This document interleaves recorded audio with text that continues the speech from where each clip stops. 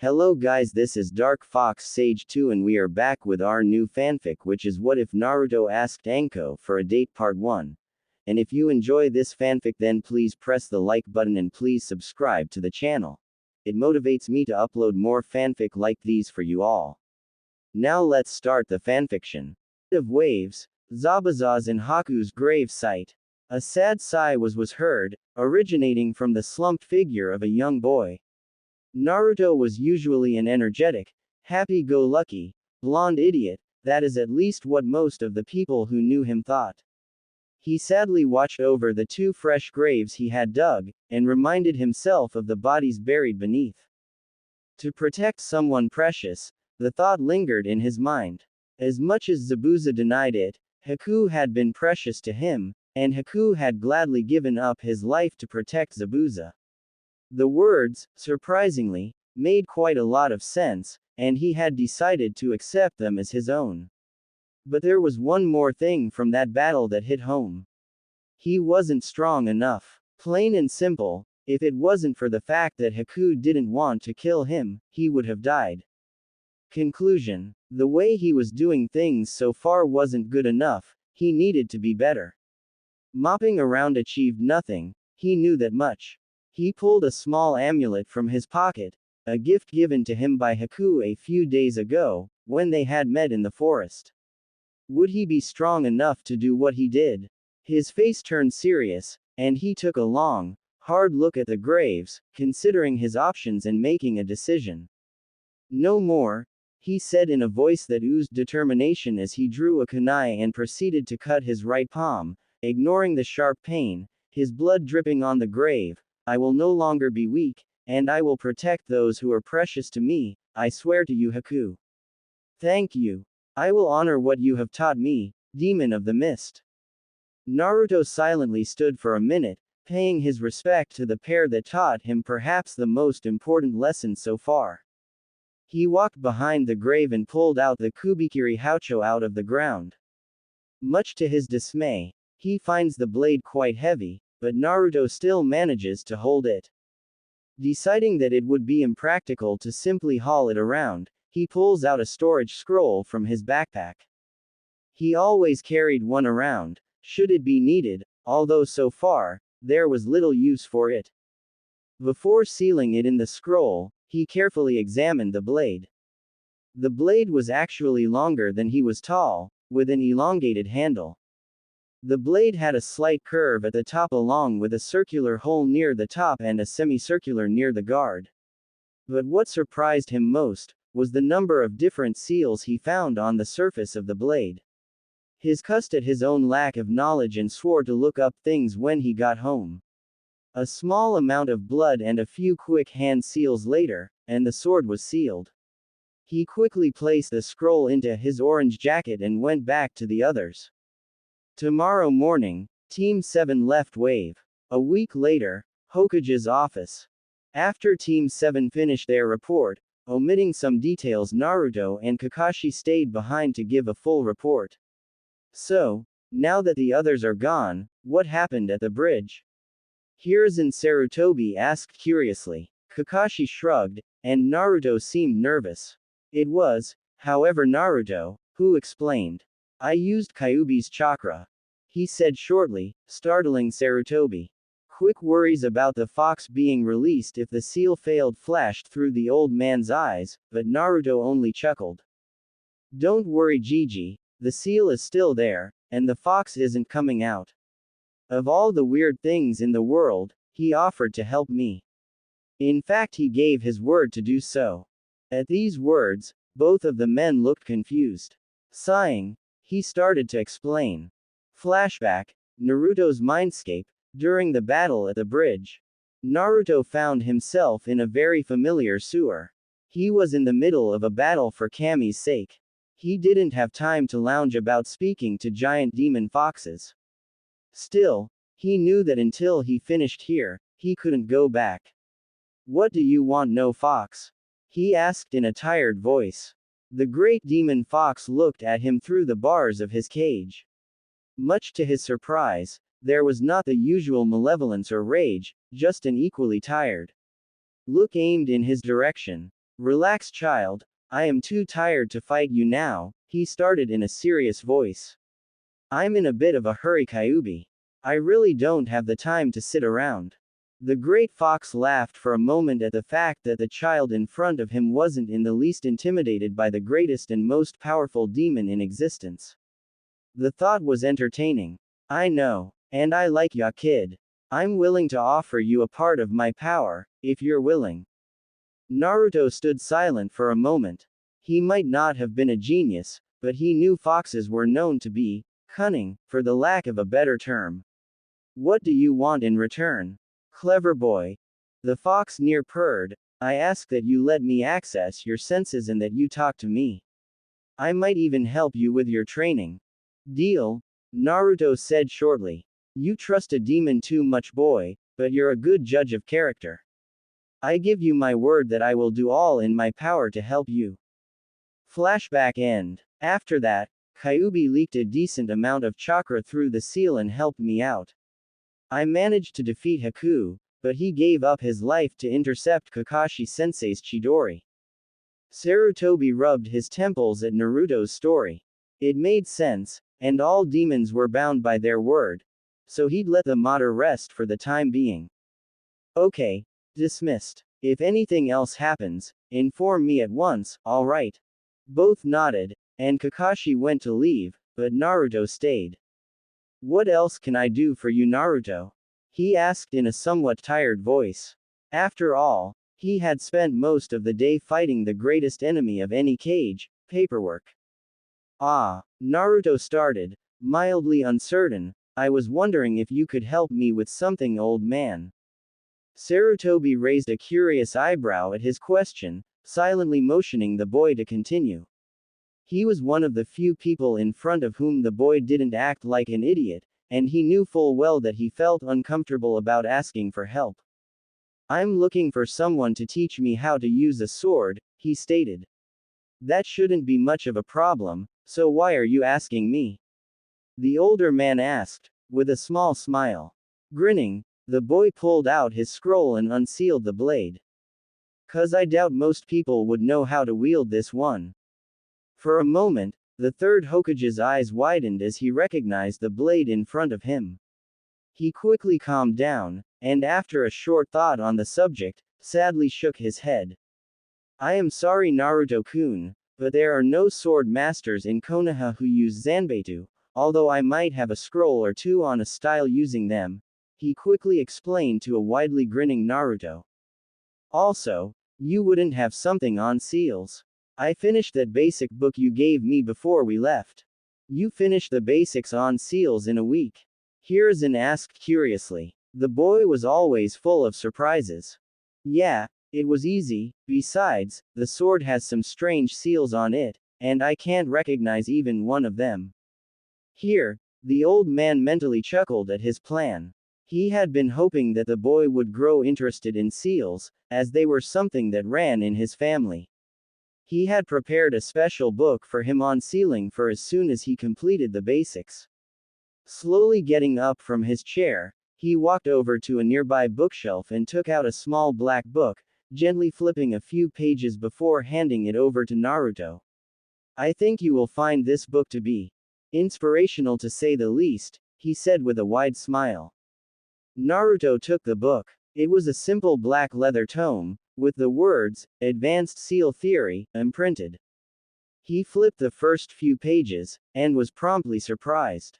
It was quite an ordinary book on sealing, until you looked at the various notes scribbled along the sides. Every single page had multiple notes, chart and graphs on existing seals had explanations on their functionality as well as ideas to their use. What had him puzzled were the initials written on the first page, MN. Whoever it was, sure knew a lot about seals. He would have to read it later. Right now, he wanted to give his adoptive grandfather a thank you gift. It was the least he could do. Oh, and Gigi, I have a gift for ya, he said, the fox-like grin prominent as ever. I know how to solve your paperwork problem. At those words, Sarutobi dropped his pipe and went wide-eyed. 2 words. Shadow clones. he said and left the office with his scrolls and book, hearing a loud thump as Hiruzen Sarutobi slammed his head into his desk, cursing his own stupidity. Naruto laughed and went home. It was time to train.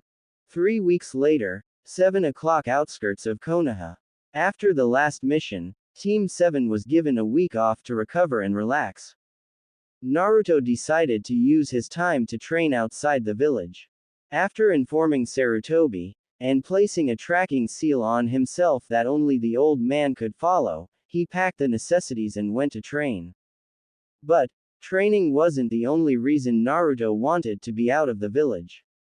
Today was October 9th and tomorrow was the Kyuubi festival, a celebration of Minato Namikaze's victory and subsequent martyr to defeat said fox. That day meant something far different for Naruto.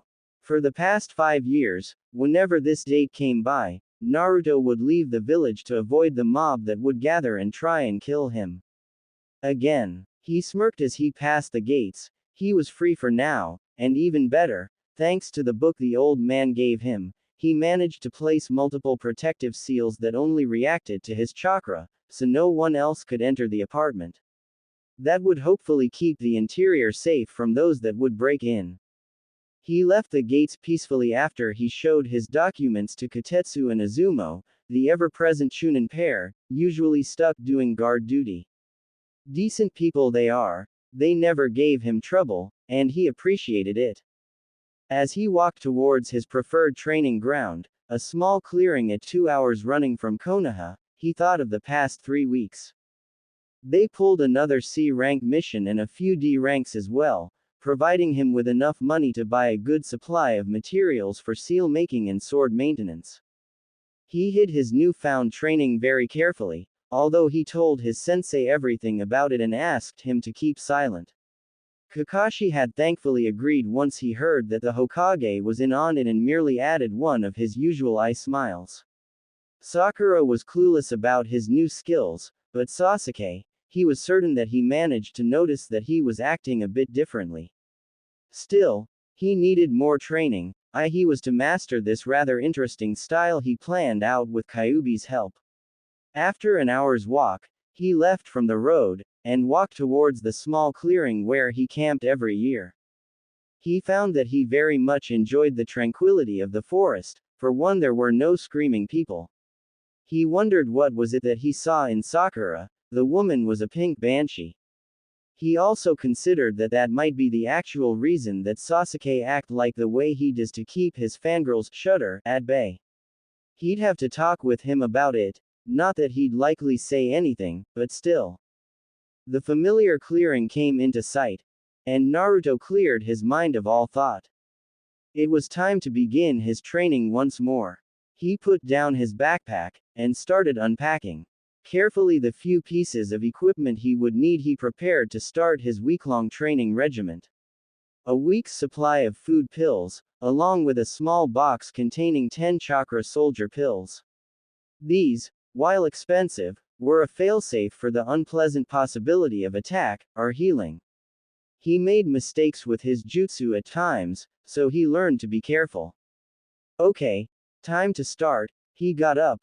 Let's see if I got it done by now, Shadow Clone Jutsu. He cried, for the first time managing a sealess jutsu. Each and every one of his 100 clones grinned. Listen up. I want 50 of you doing tree climbing while spinning leaves on all of their fingers, 30 doing water walking while practicing the same. As for the rest, grab one of the books or scrolls and start reading. While the clones distanced themselves from the clearing to practice, Naruto sat down in his meditative position.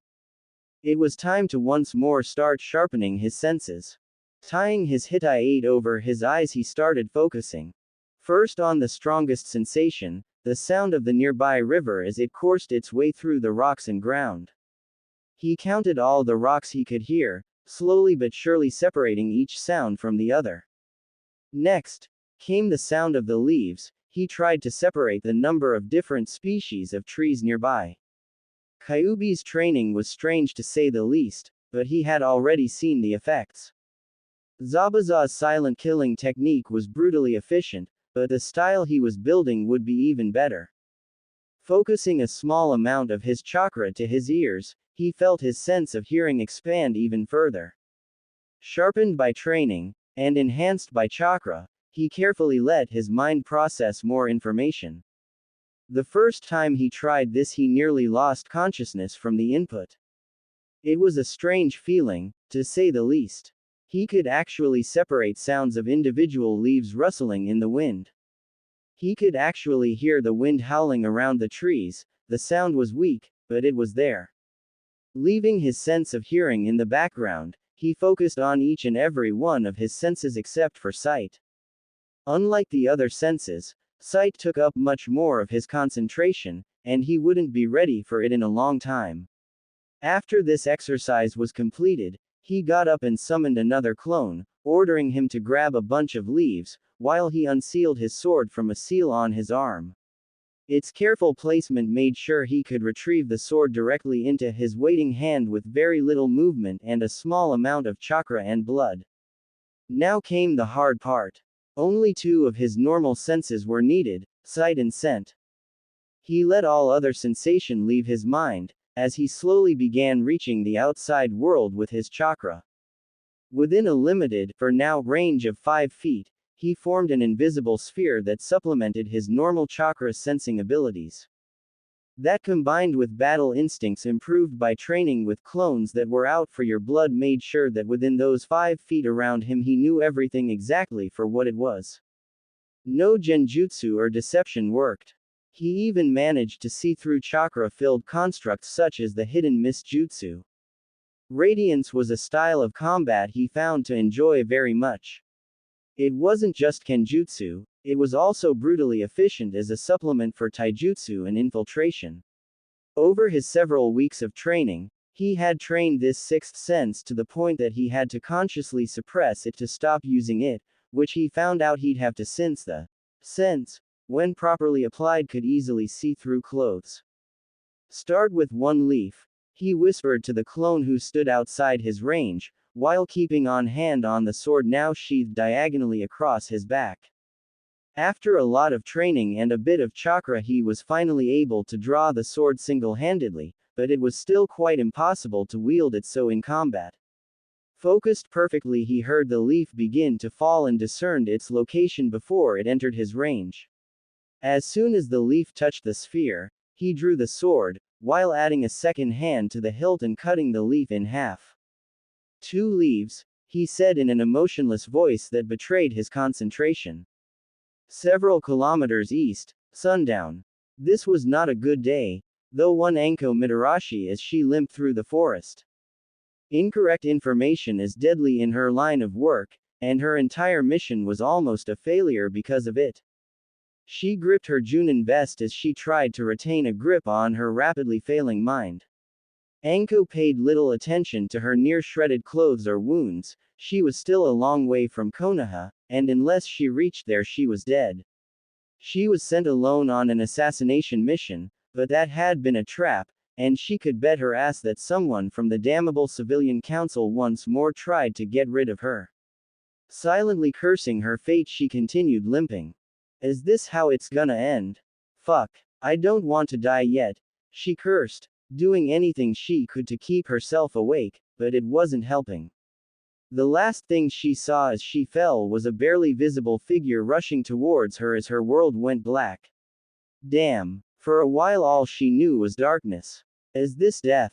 She idly wondered as some semblance of consciousness returned to her. She didn't feel any pain or tiredness, only a soft warmth. But the feeling was soon lost to a wave of pain.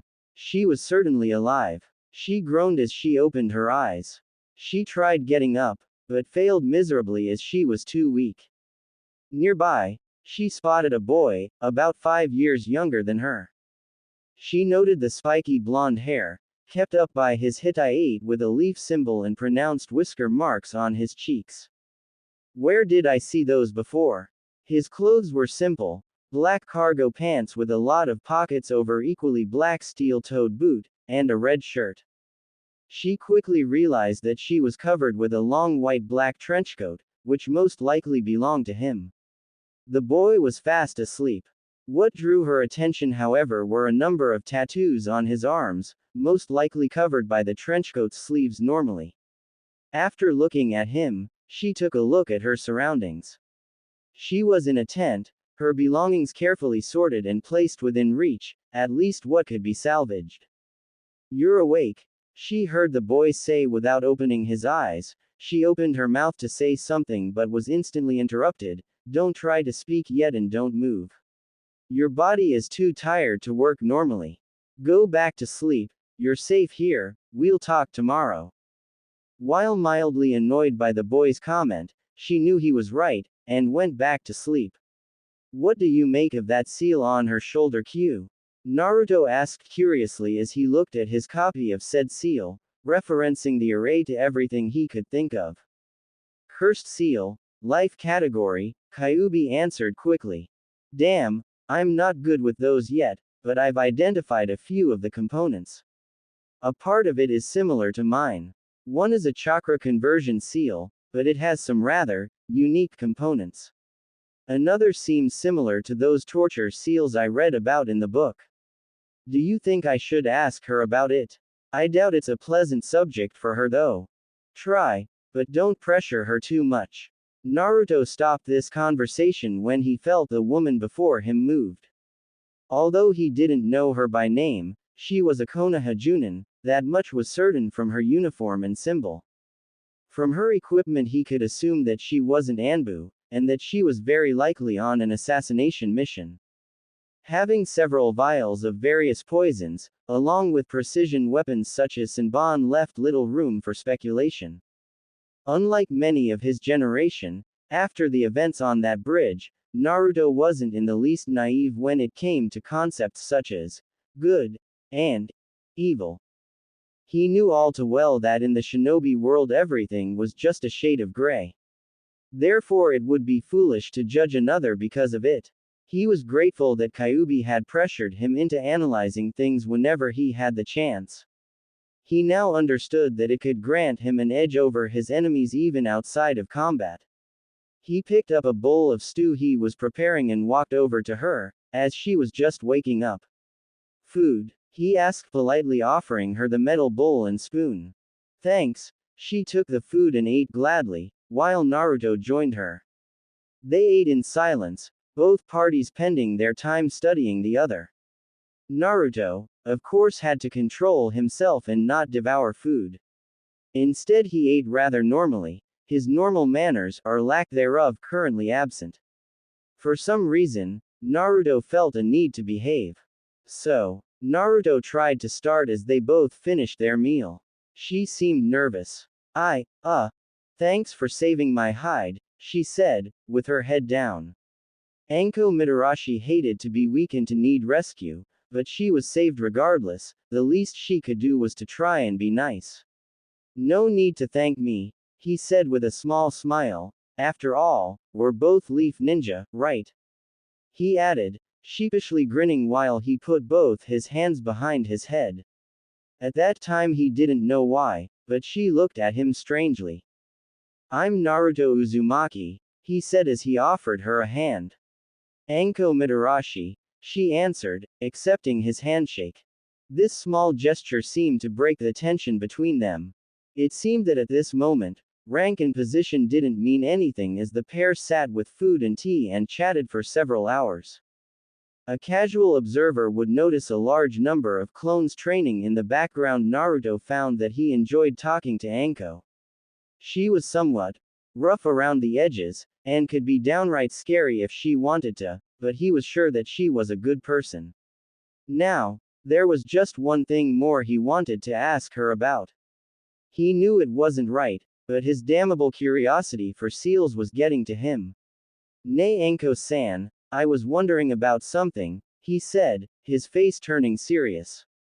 What the hell? He'd ask, and if it was as bad as he thought, he'd tell her about his own seal. "Oh," she said in a teasing tone, but noticing his face, realized something. "So you've seen it." "Hi, I don't want to pressure you, but I was wondering if you could answer a few questions about that cursed seal." She looked at him, a hard expression on her face as she studied his intentions. She wasn't certain what to expect, but what she found surprised her. It was innocent curiosity, the kind little children have when they start asking parents questions about something new they saw and didn't understand. She sighed and shook her head, wondering why she was even considering doing this. Shoot, she said shortly. But much to her surprise, Naruto took out a scroll and a pen, preparing to write down what she said. First, who made the seal? He asked, immediately cursing himself when he saw her wince. Orochimaru, she answered venomously. What does it do exactly? I felt corrupted chakra, and several other arrays, but I can't identify most of them. It allows a person to forcibly draw chakra, and then corrupts it, making it stronger but damaging the body and mind in the process.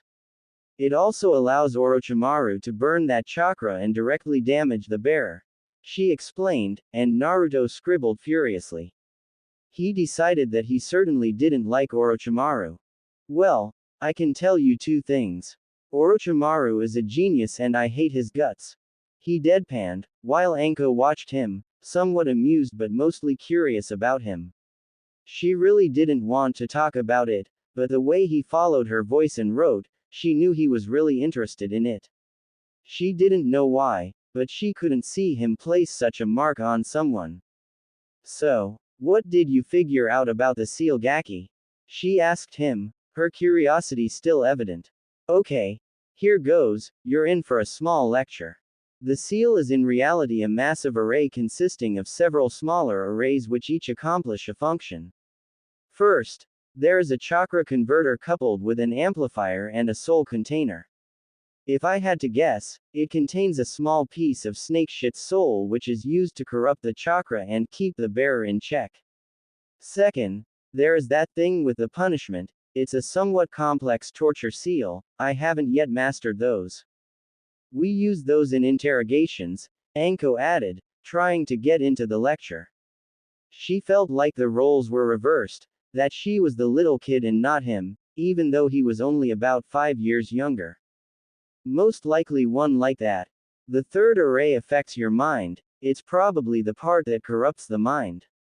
Now, there was a fourth array, but it is completely dormant. I have no idea as to what exactly it is, but I can tell it's powerful. There are a few transformation seals in the array, but I can't figure it out. And last, but not least, you have a demon mate mark on top of it all, which is probably what scares people. She stared at the boy in front of her, wondering how the hell he knew that much. Not even the Hokage figured out that much, and he simply listened to what I told him and with a short look figured most of it out. Why are you looking at me like I grew a second head? Even a half-decent seal user should be able to identify all of these seals. You made the job easier by telling me what they do.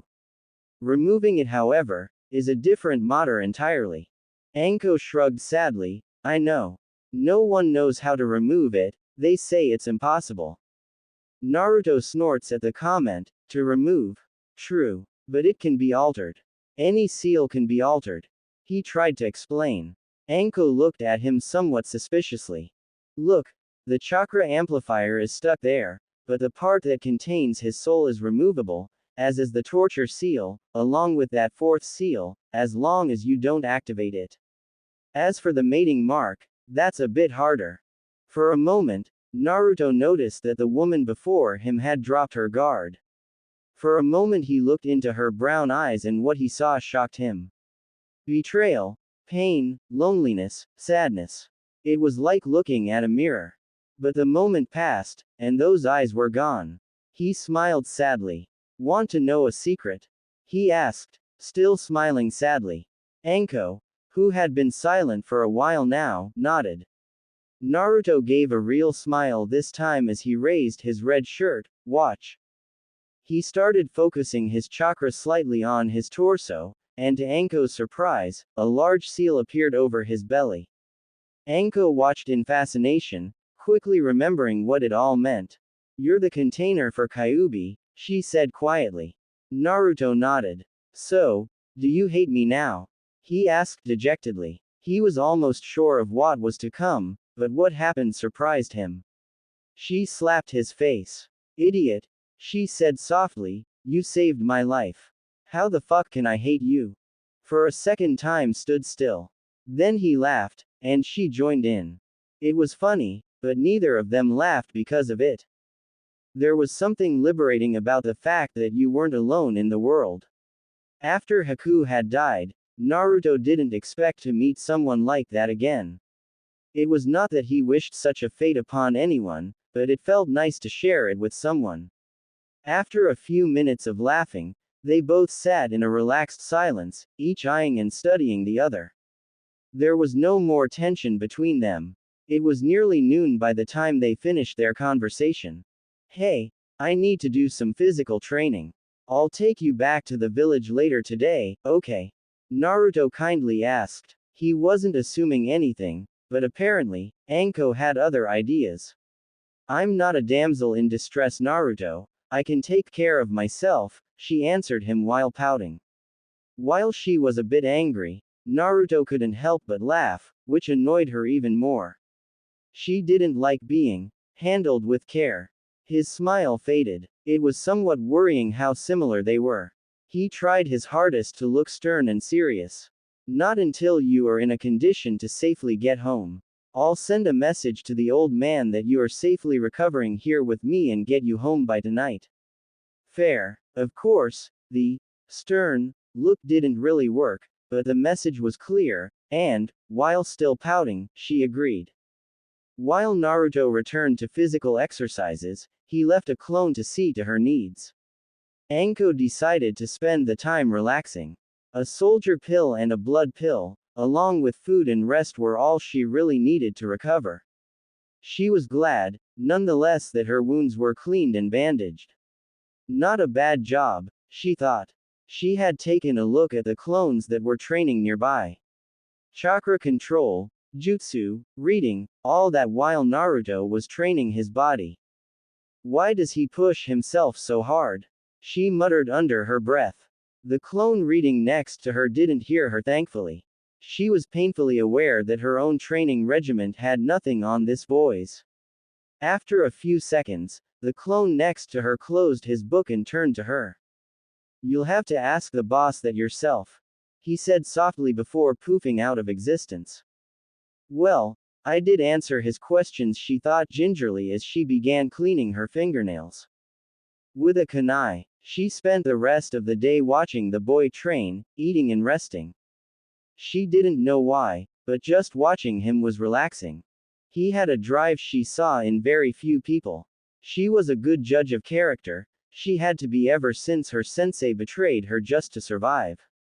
It was weird, the boy was much like her, but he didn't give in to hate and anger.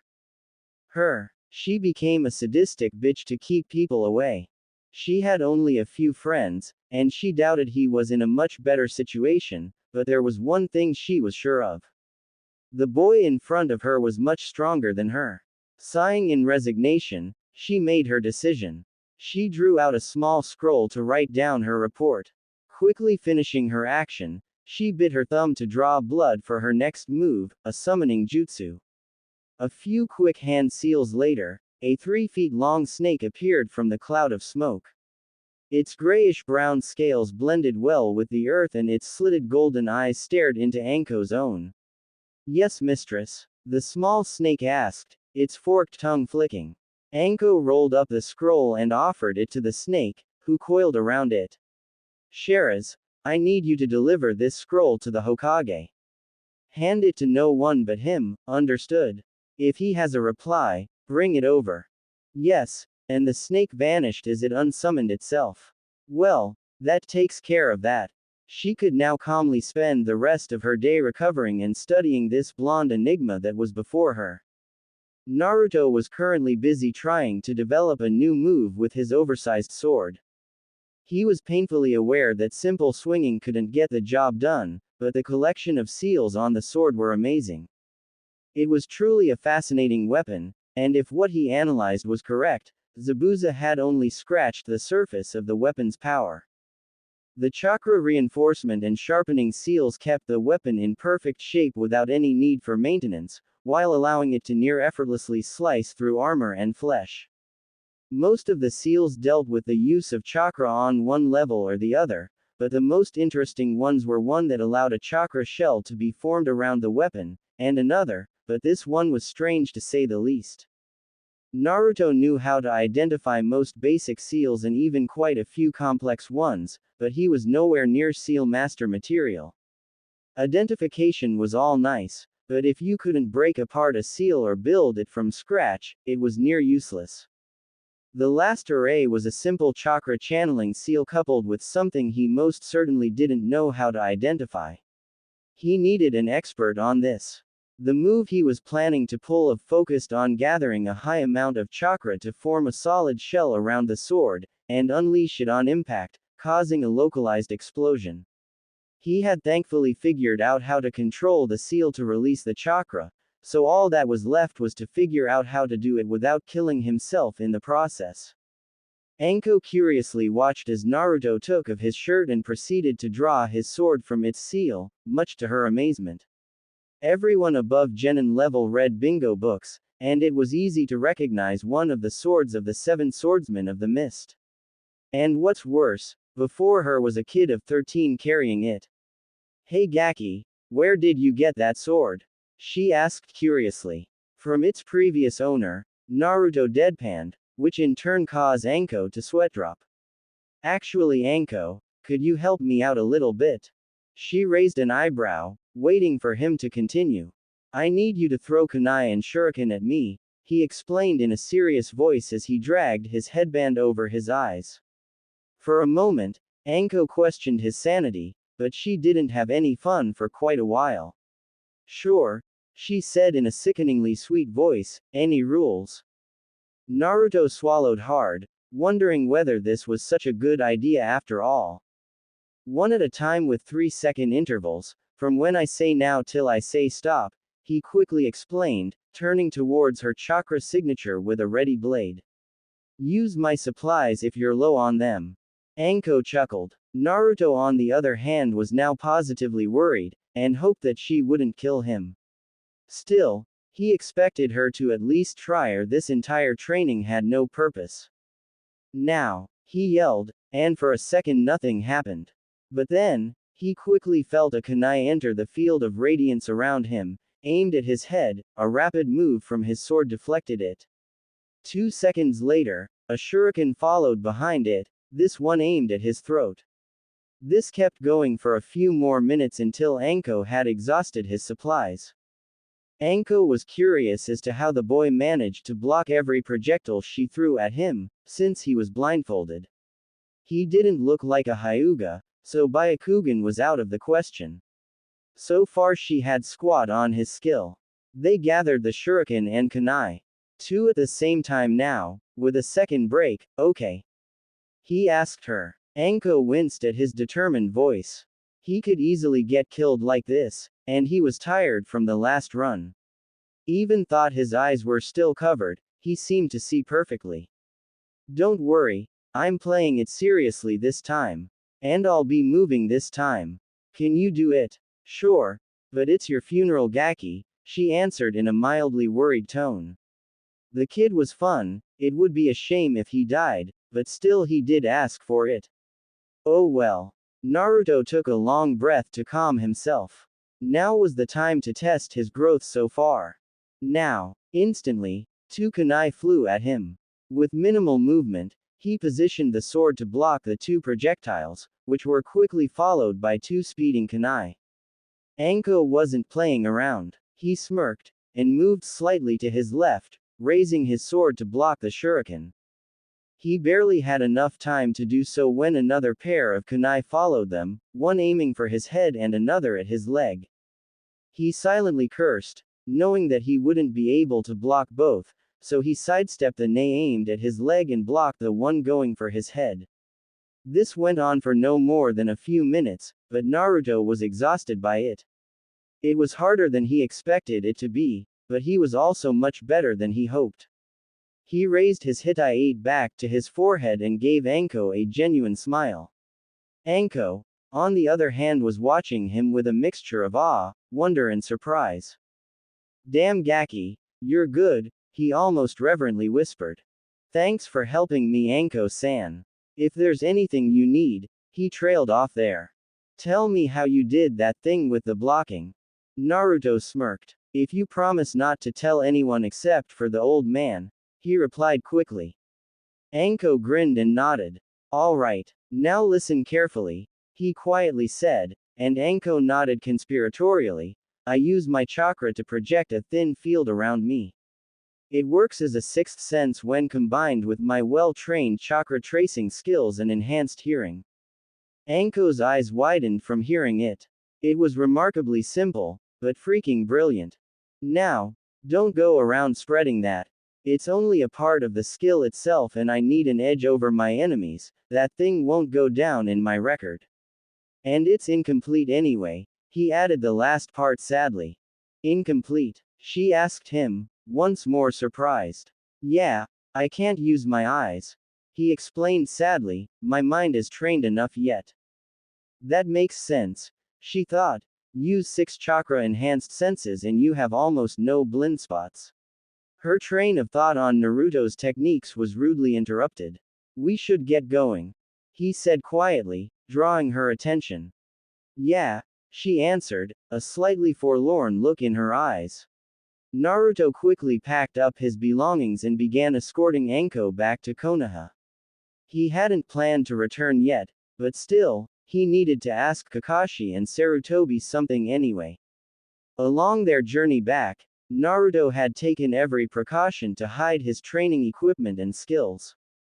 Anko curiously watched as the boy tied bandages over his arms to cover the seals. His hitai was normally tied around his forehead, keeping his blonde bangs from falling on his face, and there was nothing to point that the boy was carrying many scrolls or an oversized sword. For a moment she had wondered why take so many precautions to hide his training. Once more, she was getting a taste of what made Naruto Konoha's most unpredictable ninja, as the boy, more or less, read her mind. A ninja's most powerful weapon is deception, he said softly as the gates of Konoha came into view.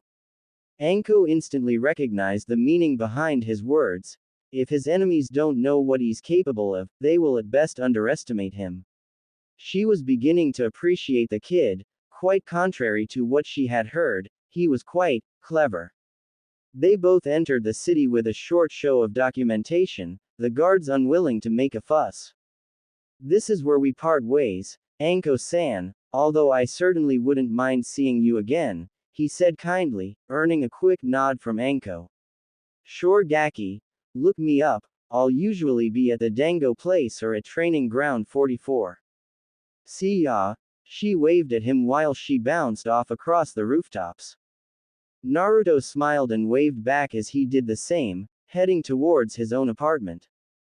It was time to check whether his new security seals have been doing their job properly. He cringed as he saw the Kyuubi festival in full swing. This was not a good time of the year for him. He quickly scanned the area for unfamiliar chakra signatures while suppressing his own chakra. It would do him little good to attract attention. Bounding off towards his own apartment building, he silently praised the man who created the building for making a roof access.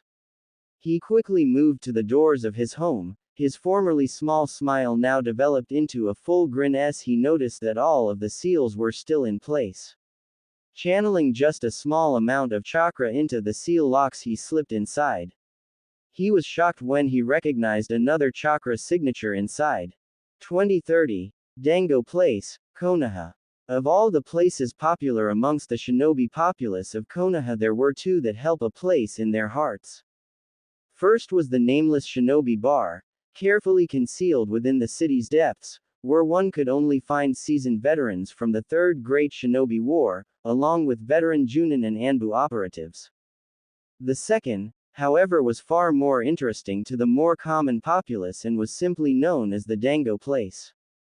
There were no fancy signs, as the whole institution was somewhat off the beaten track, commonly visited only by folks who explicitly went there. The point of interest there was the unofficial so-called Ninja Lounge, in reality a collection of booths to the back of the bar fast food stand, where one could usually find Chunin and Junin ninjas sitting and drinking together almost every night, and unlike the dark atmosphere of the previous place, here spirits were usually much higher. Unfortunately, the only person currently sitting here was one Yuhi Kurenai, the somewhat infamous Genjutsu mistress, or better known, Ice Queen of Konoha. Now one might go and wonder why this young woman was sitting here annoyed and drinking, but such a thing would be obvious to any who knew whom she currently cursed, while drowning her sorrows in sake. Thankfully, her problems were quickly forgotten as she was joined by her old friend. 2 portions of fruit dango. Anko ordered her food, before turning to Kurenai with her usual smirk. She had just finished her report to the Hokage, who surprisingly had asked her about Naruto's progress after she had finished her report. So, what are you up to, Nai-chan? Still sulking over that bonehead Asuma? She teased playfully. Her words never held any malice when directed at her friends, although any outsider would be hard-pressed to realize that. Kurenai sadly nodded. Her relationship with Asuma Sarutobi was complicated at best. The man could be the sweetest guy in the world at times and a complete idiot at others. In a word, he lacked subtlety. Anko smiled as she put her arm around Kurenai's shoulder, trying to convince her that everything will be okay, and was glad to see that it worked. You didn't tell me, Anko-chan, how did your mission go? Kurenai asked with genuine curiosity, only to be mildly surprised at the number of emotions that flashed through Anko's usually guarded face. Shit hit the fan, but the way back was fun, she shortly explained. Kurenai raised an eyebrow at her friend's comment, curious as to what she meant. Anko began explaining the events of the past few days. Naruto's apartment, same time. Hello, Naruto-kun. Naruto watched in amazement at the collection of people gathered in his apartment. He recognized everyone, either by scent or by face. The Hokage, Kakashi-sensei, Iruka-sensei and even the pair of Anbu who, he remembered, saved his life from the mobs quite a few times, Yugao and Tenzo, better known by their code names as Cat and Tiger. Naruto stood silently as everyone shouted, "Happy birthday," and he could feel tears coming down his face. He wouldn't stop them. He ran forward and hugged the old man, who returned the hug and knowingly patted his back. Everyone present smiled at the interaction between the two. It was his 14th birthday, and for once, it would be a good one. As he released the hug, Naruto remembered something useful. One of the first things he did was to place several hidden storage seals around the house. One such was to store a few objects he got from his missions. One was saved for such an occasion. A small amount of chakra unsealed 4 bottles of high-quality sake along with 6 saucers. I've been keeping this for a special occasion, he said with a wide smile. Kumo's finest sake, he added, causing a wide cheer. Aren't you a bit too young to drink, Naruto? Iruka asked, somewhat worried for his little brother, as it were.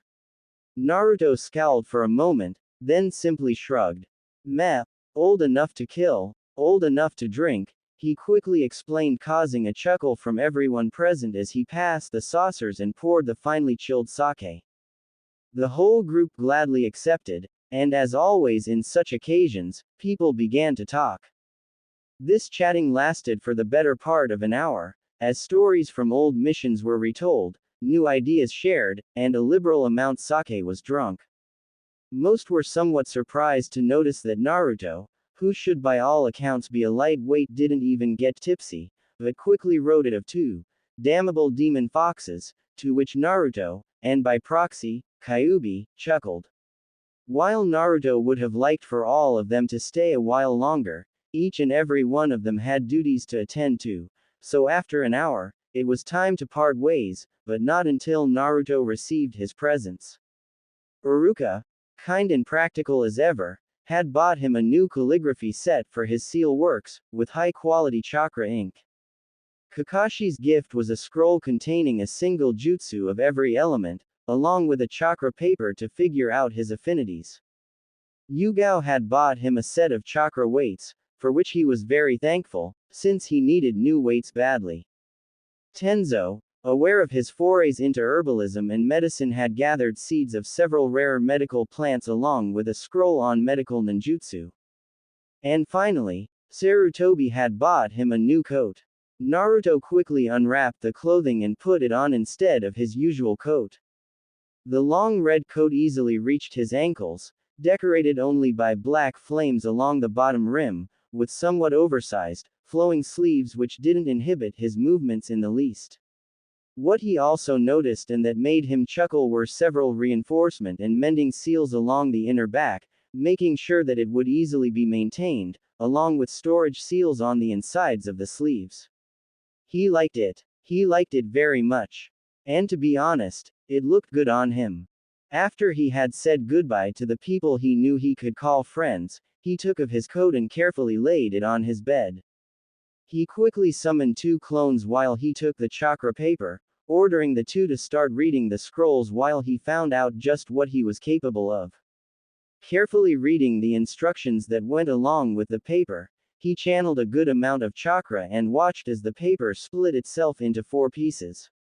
Each and every one of them was blank except at the corners. One was slightly soaked, the second mildly crumpled, the third had a crumbled corner while the last had its corner burnt. Naruto watched curiously at the paper in his hand. Now what the heck does this mean? He asked himself, causing a shrug from his clones. Damn, I'll have to ask the old man about this, he quietly muttered as he disposed of the papers. He picked up the small box of seeds that Tenzo had given him, and quickly opened it. Inside were 4 different species of medical herbs. Dragon's tongue, a rare plant endemic to Konoha's forests, its leaves are usually used as a potent antitoxin when chewed or made into a tea. Roseberry shrub, a strong source of vitamins and minerals, somewhat common, but very usable. The coca plant, which usually grows into a tree, a powerful mental and physical stimulant, but rather hard to raise in this climate. And finally a single seed of the fireflower, a rare herb which releases a highly flammable sap, while its flower's scent is used to combat mosquitoes and other such pests. A small scroll was packed along, explaining what condition each of the plants needed. Naruto's mind went into overdrive as he considered the near impossible growing conditions for each of the plants, and how to provide them.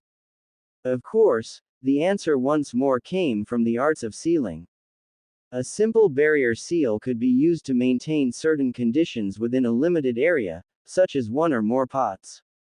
His musings on botany and sealwork were rudely interrupted by a sudden influx of information, a signal that his clones had finished reading the 2 scrolls given to them. The medical scroll mostly contained exercises meant to draw out and form the green medical chakra used to heal wounds, and a few select jutsu that in conjunction with his massive chakra reserves would serve him well. The other scroll however had 5 jutsu on it. Wind release, great breakthrough, an offensive jutsu where the user blasts forth a strong wind blowing back all in its path. Water release, water encampment wall, a defensive jutsu that creates a wall of water meant to block mostly fire jutsu and projectile attacks. Lightning release, shocking paralysis, a support jutsu that temporarily paralyzes a touched opponent. And fire release, Phoenix fire, an offensive jutsu used to fire multiple fire projectiles that are mostly used as a distraction. And finally earth release, underground projection fish just you, an offensive defensive jutsu that allows the user to sink into the earth and move underground. Naruto grinned widely at the possibilities and decided to do his best to learn and master all 5 jutsu. Affinities be damned. Rubbing his hands while thinking over the possibilities, he approached his last gift, a lacquered cherry wood box that contained his new calligraphy set. With due reverence, he carefully opened the small box to find several bottles of high-quality chakra ink along with multiple brushes of equal quality. He quickly realized that all of these gifts must have cost quite a bit, and biting his lip he promised that he'd make something for them in return. Drawing out a scroll from the desk on which he normally worked with his seals and herbs, he sat down on his couch and began writing notes on what he would create. 2100, Dango Place, Konoha. And that's about it. The Gaki escorted me back to town and we parted ways. Anko finished her retelling of the events of the past few days, carefully omitting any details on what exactly was Naruto training. She wanted to tell her friend, but Naruto had taken so many precautions to keep it a secret and he saved her life. It was the least she could do for him. He sounds like curious kid, that Naruto, Kurenai idly commented as she sipped a bit more sake. Anko simple nodded. That he is. A voice behind them suddenly announced. Both ladies turned to notice the cyclopean features of one Hatake Kakashi. Oi, Cyclops, Anko greeted in her normal teasing tone, what brings you here? Drinks and dango, he deadpanned, and people gossiping on my students, he added with an eye smile, causing both to chuckle as he sat down and ordered his food. How's your team, Kurenai-san? Kakashi asked curiously while he devoured his dango. Not too bad I suppose, Kurenai quietly said. Kiba is way too arrogant and Hinata has confidence issues. Shino is the one that needs the least work. She quickly explained, like all Junin senseis saying the least possible about their students' skills. What about you, Kakashi? Kakashi somewhat nervously scratched the back of his head. Well, I've nearly broken Sakura out of her fangirl personality. Sasuke is being his usually brooding self, but that's changing in Naruto. He trailed off. What about Naruto? Both Anko and Kurenai asked, their curiosity evident. He's near impossible to read, he explained shortly. Kurenai gave him an irritated glance, but Anko simply nodded, down to a T as usual Cyclops, she muttered. Why thank you Anko-san, Kakashi chuckled.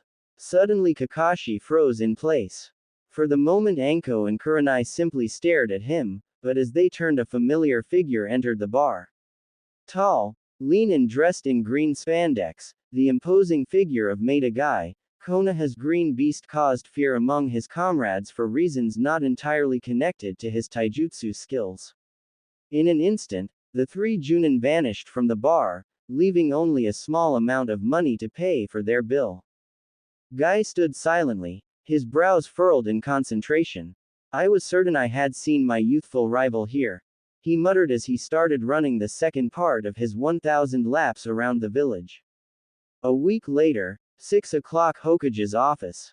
Hiruzen Sarutobi sighed idly as he watched his adoptive grandson read on his couch. During the past month, he had improved by leaps and bounds. Next to him was the young Uchiha. Sasuke had cheered up a bit recently, but his disposition certainly wasn't helped by the always fawning Sakura. Strangely enough, the girl had also shown some improvement recently. The only one missing was their sensei, Kakashi Hatake. Thankfully he still had 5 more minutes to show up. Naruto, Sakura and Sasuke all stared in shock at the timely appearance of their sensei. No way, Sasuke muttered. On time, Sakura wondered. Naruto turned his gaze towards the old Hokage and smirked, noticing the smirk on the old man's face. You told him to come an hour earlier, he gleefully said, causing Kakashi to sweatdrop and the old Hokage to start laughing. As soon as the situation calmed down, all 4 of them gathered in front of the desk. Team 7, I have a C-ranked mission for you. The old Hokage began explaining. A number of bandits have recently attacked several seaside villages along the southern edge of the country. Intelligence places no ninja at the site, so there shouldn't be much problem, but be advised that there were kidnappings. Sarutobi paused for a moment, letting the information sink in. Your orders are to travel to Kazashi village directly south from here, help the defenses, intercept the next attack and after it, follow the retreating forces to their main camp, and eliminate them. There was an air of finality to the old man's words as a deafening silence spread across the room. For the first time they were expected to kill. None of them liked the idea, but it was the harsh reality of their life. They accepted the mission, and under orders to pack for a month-long mission, they were to gather at the south gate, 7 o'clock sharp. Sakura was shocked to see that her sensei was not only on time, but actually early. Next to him, however, was someone that caught her attention. At first she wondered if it was the same person she knew, but even she had seen him change recently. If nothing, his choice of clothes had improved. A rather good-looking red and black coat, over a simple light brown shirt and dark brown trousers, a kunai holder attached to his right leg, while a scroll holder was attached to his right, along with a quality leather bag attached to his belt on his right side. But that wasn't what shocked Sakura. No, what shocked her was the look on the boy's face. Grim, determined and completely focused. His normally pale skin had tanned over the past months, and the malnourished look was now gone. He's still not as good looking as Sasuke-kun, she reminded herself. Hey Naruto, Kakashi-sensei, she said, waving at the two. Kakashi lazily waved back and returned to reading his smut. Sakura, Naruto quietly greeted in an emotionless tone and returned his attention to writing his own notes. Sakura was positively shocked. There was Naruto, the hyperactive blonde idiot, who had the biggest crush on her, greeting her without any emotion or interest. She was angry, annoyed and sad. But she decided against saying anything. Something about that troublesome blonde boy worried her. A few minutes later, Naruto's concentration was broken by a loud squeal of Sasuke-kun. Cursing the gods of creation for giving the girl such strong lungs, he quickly pocketed his notebook. Dobi, Sasuke sent his normal greeting. Tem, Naruto replied. Kakashi on the other hand was entertained by the exchange. Unlike their usual conversations, this lacked any malice, and he could have sworn that there was even some warmth to their usual insults. After Naruto bared his past before Inari in Wave, Sasuke had started changing for the better, accepting that he wasn't the only one with a shitty life so far. He watched curiously as Naruto started digging through his bag. He drew out a small scroll and threw it to Sasuke. Catch Tem, that's the stuff I promised, he quickly explained with a mischievous smile, which Sasuke, to Sakura and Kakashi's shock, returned. What? They both deadpanned at the shocked Genin and Junin. Kakashi sheepishly scratched his head and gave the order to go. As the four-men cell made its way towards Kazashi village to the far south, an uncomfortable silence pervaded between them.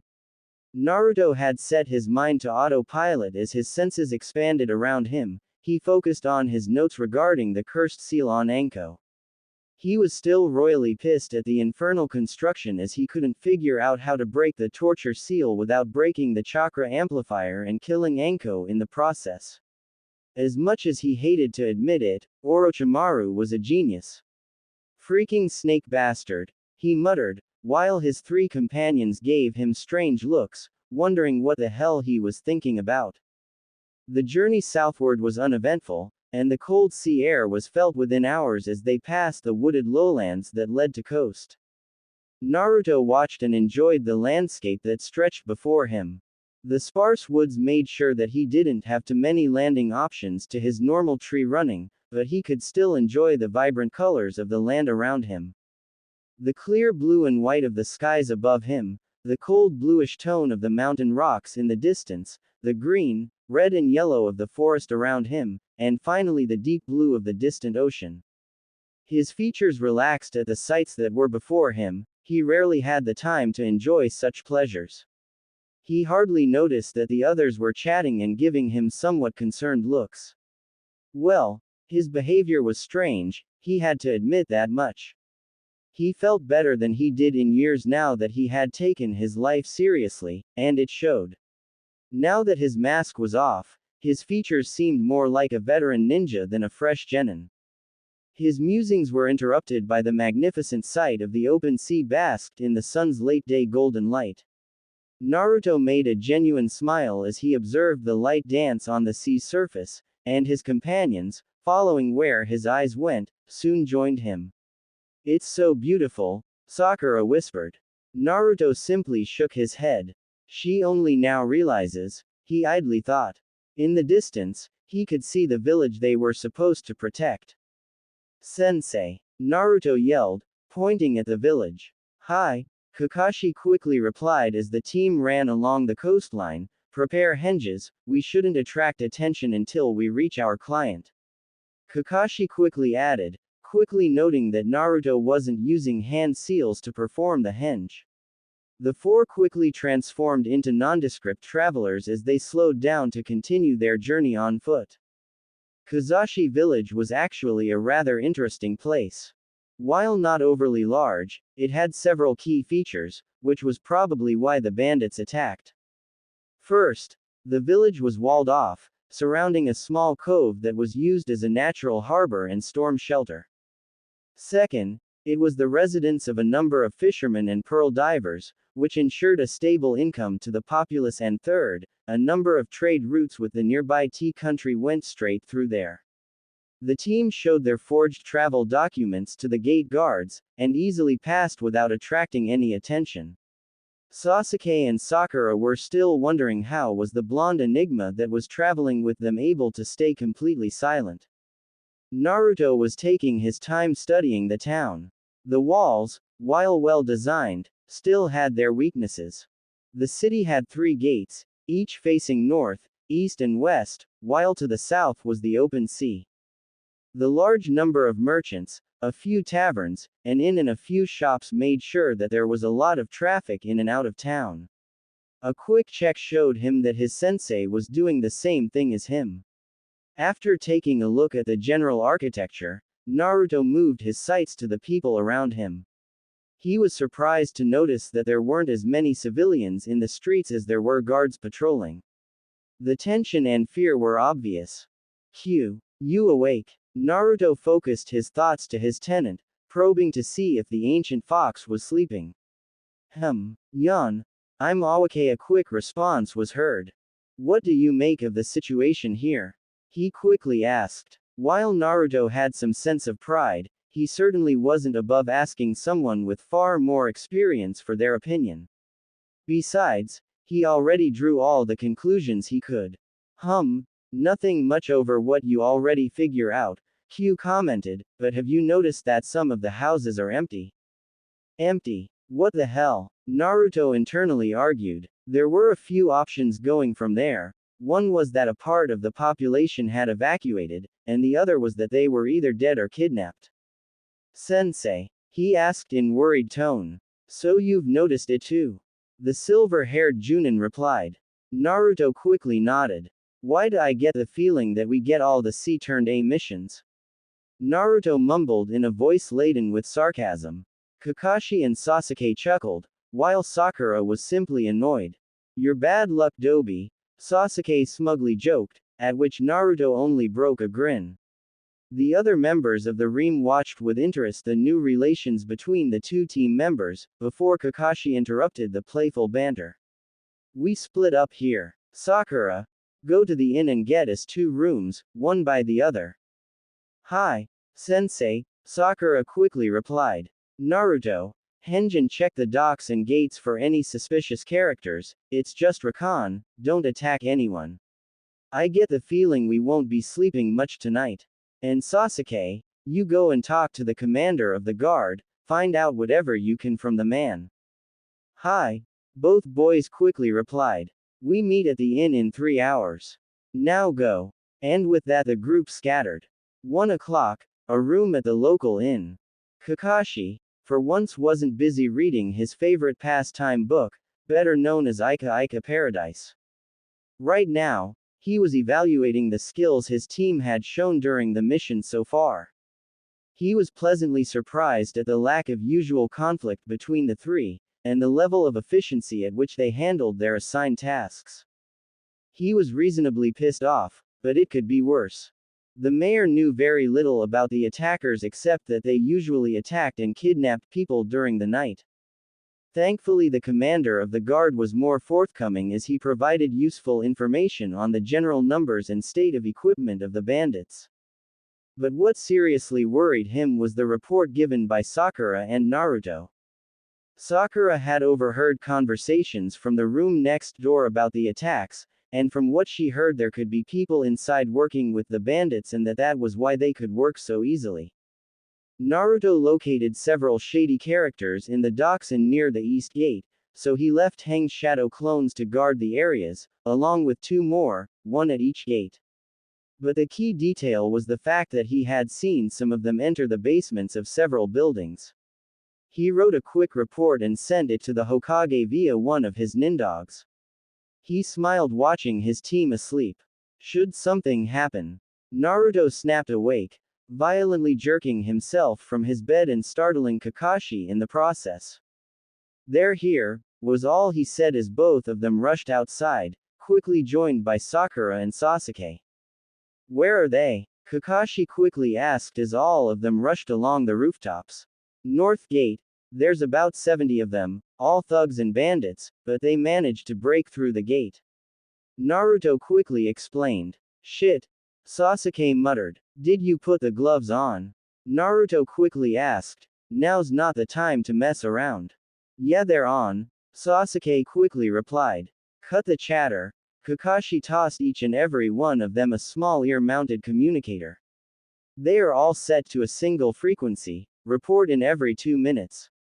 Sakura, "Cut them off to the east." Sasuke, "Head in from the west." Naruto and I are going in directly from the south.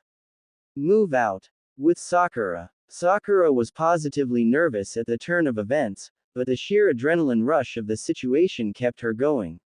She hurried over the low roofs until she spotted several figures sneaking through the shadows in an alley beneath her. She quickly called on all of her training, thinking up how to get rid of the two without dying herself. 2 bandits were sneaking along the alley, trying to avoid detection for as long as they could. The guards were mostly dead or disabled, so now was the time to plunder this town. They were momentarily surprised as they saw a pink-haired girl standing in the street, pointing at them. Unfortunately, they were startled long enough for a third shadow to sneak up on them and stab 2 kunai, one at the base of each of their skulls, instantly killing them. Sakura silently cursed, and felt the bile rising up her throat at the thought that she just killed someone. But lessons from the academy came back quickly. She remembered perfectly what happened to Kunoichi who were captured in the line of duty. She would not allow it to happen. "This is Sakura, 2 down and moving on, over." With Sasuke. Unlike his pink-haired teammate, Sasuke was ready for this. Having your entire family killed and then watching it all again for hours on end did wonders for his sensitivity to death. He didn't have any. He wickedly rubbed the new pair of gloves Naruto fixed up for him, a wide grin on his face.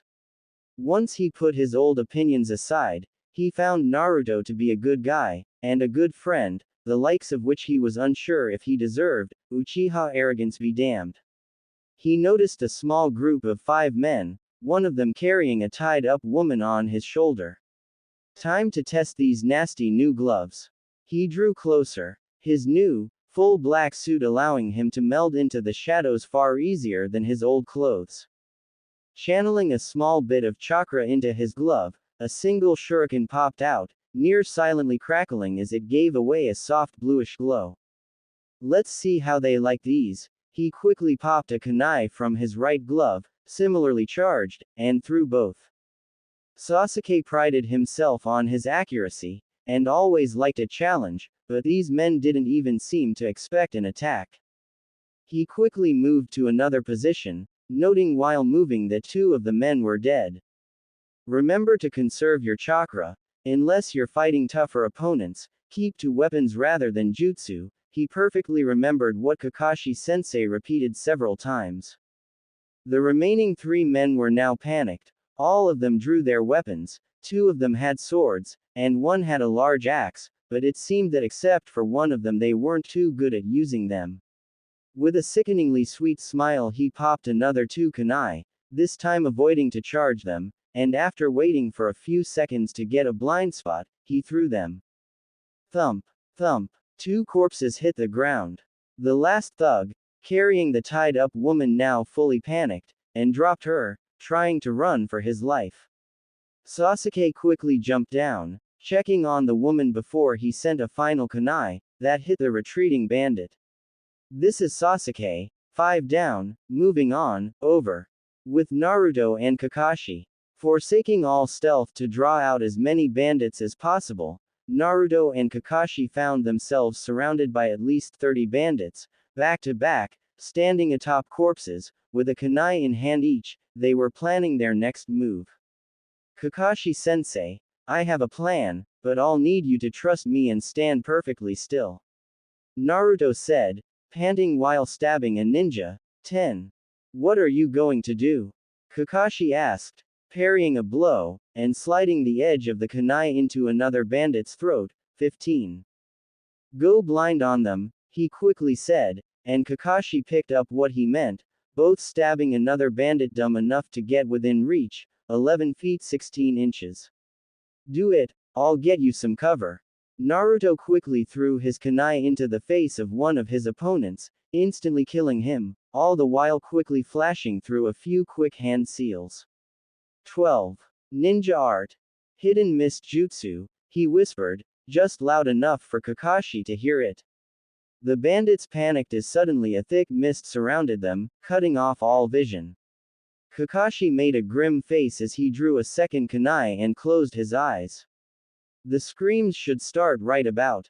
AAAAARGGGGGGGGHHHHHH. 13 for him. Thank Kami that the adrenaline keeps him too high to think about the killing, let's just hope he also forgets the bet. Seemingly at random, almost every second, blood-curdling screams and falls of corpses were heard throughout the mist, the work of an unseen killer as he moved invisibly in a macabre dance of blood and metal. After a full minute, the fog started to dissipate, revealing a fearsome sight.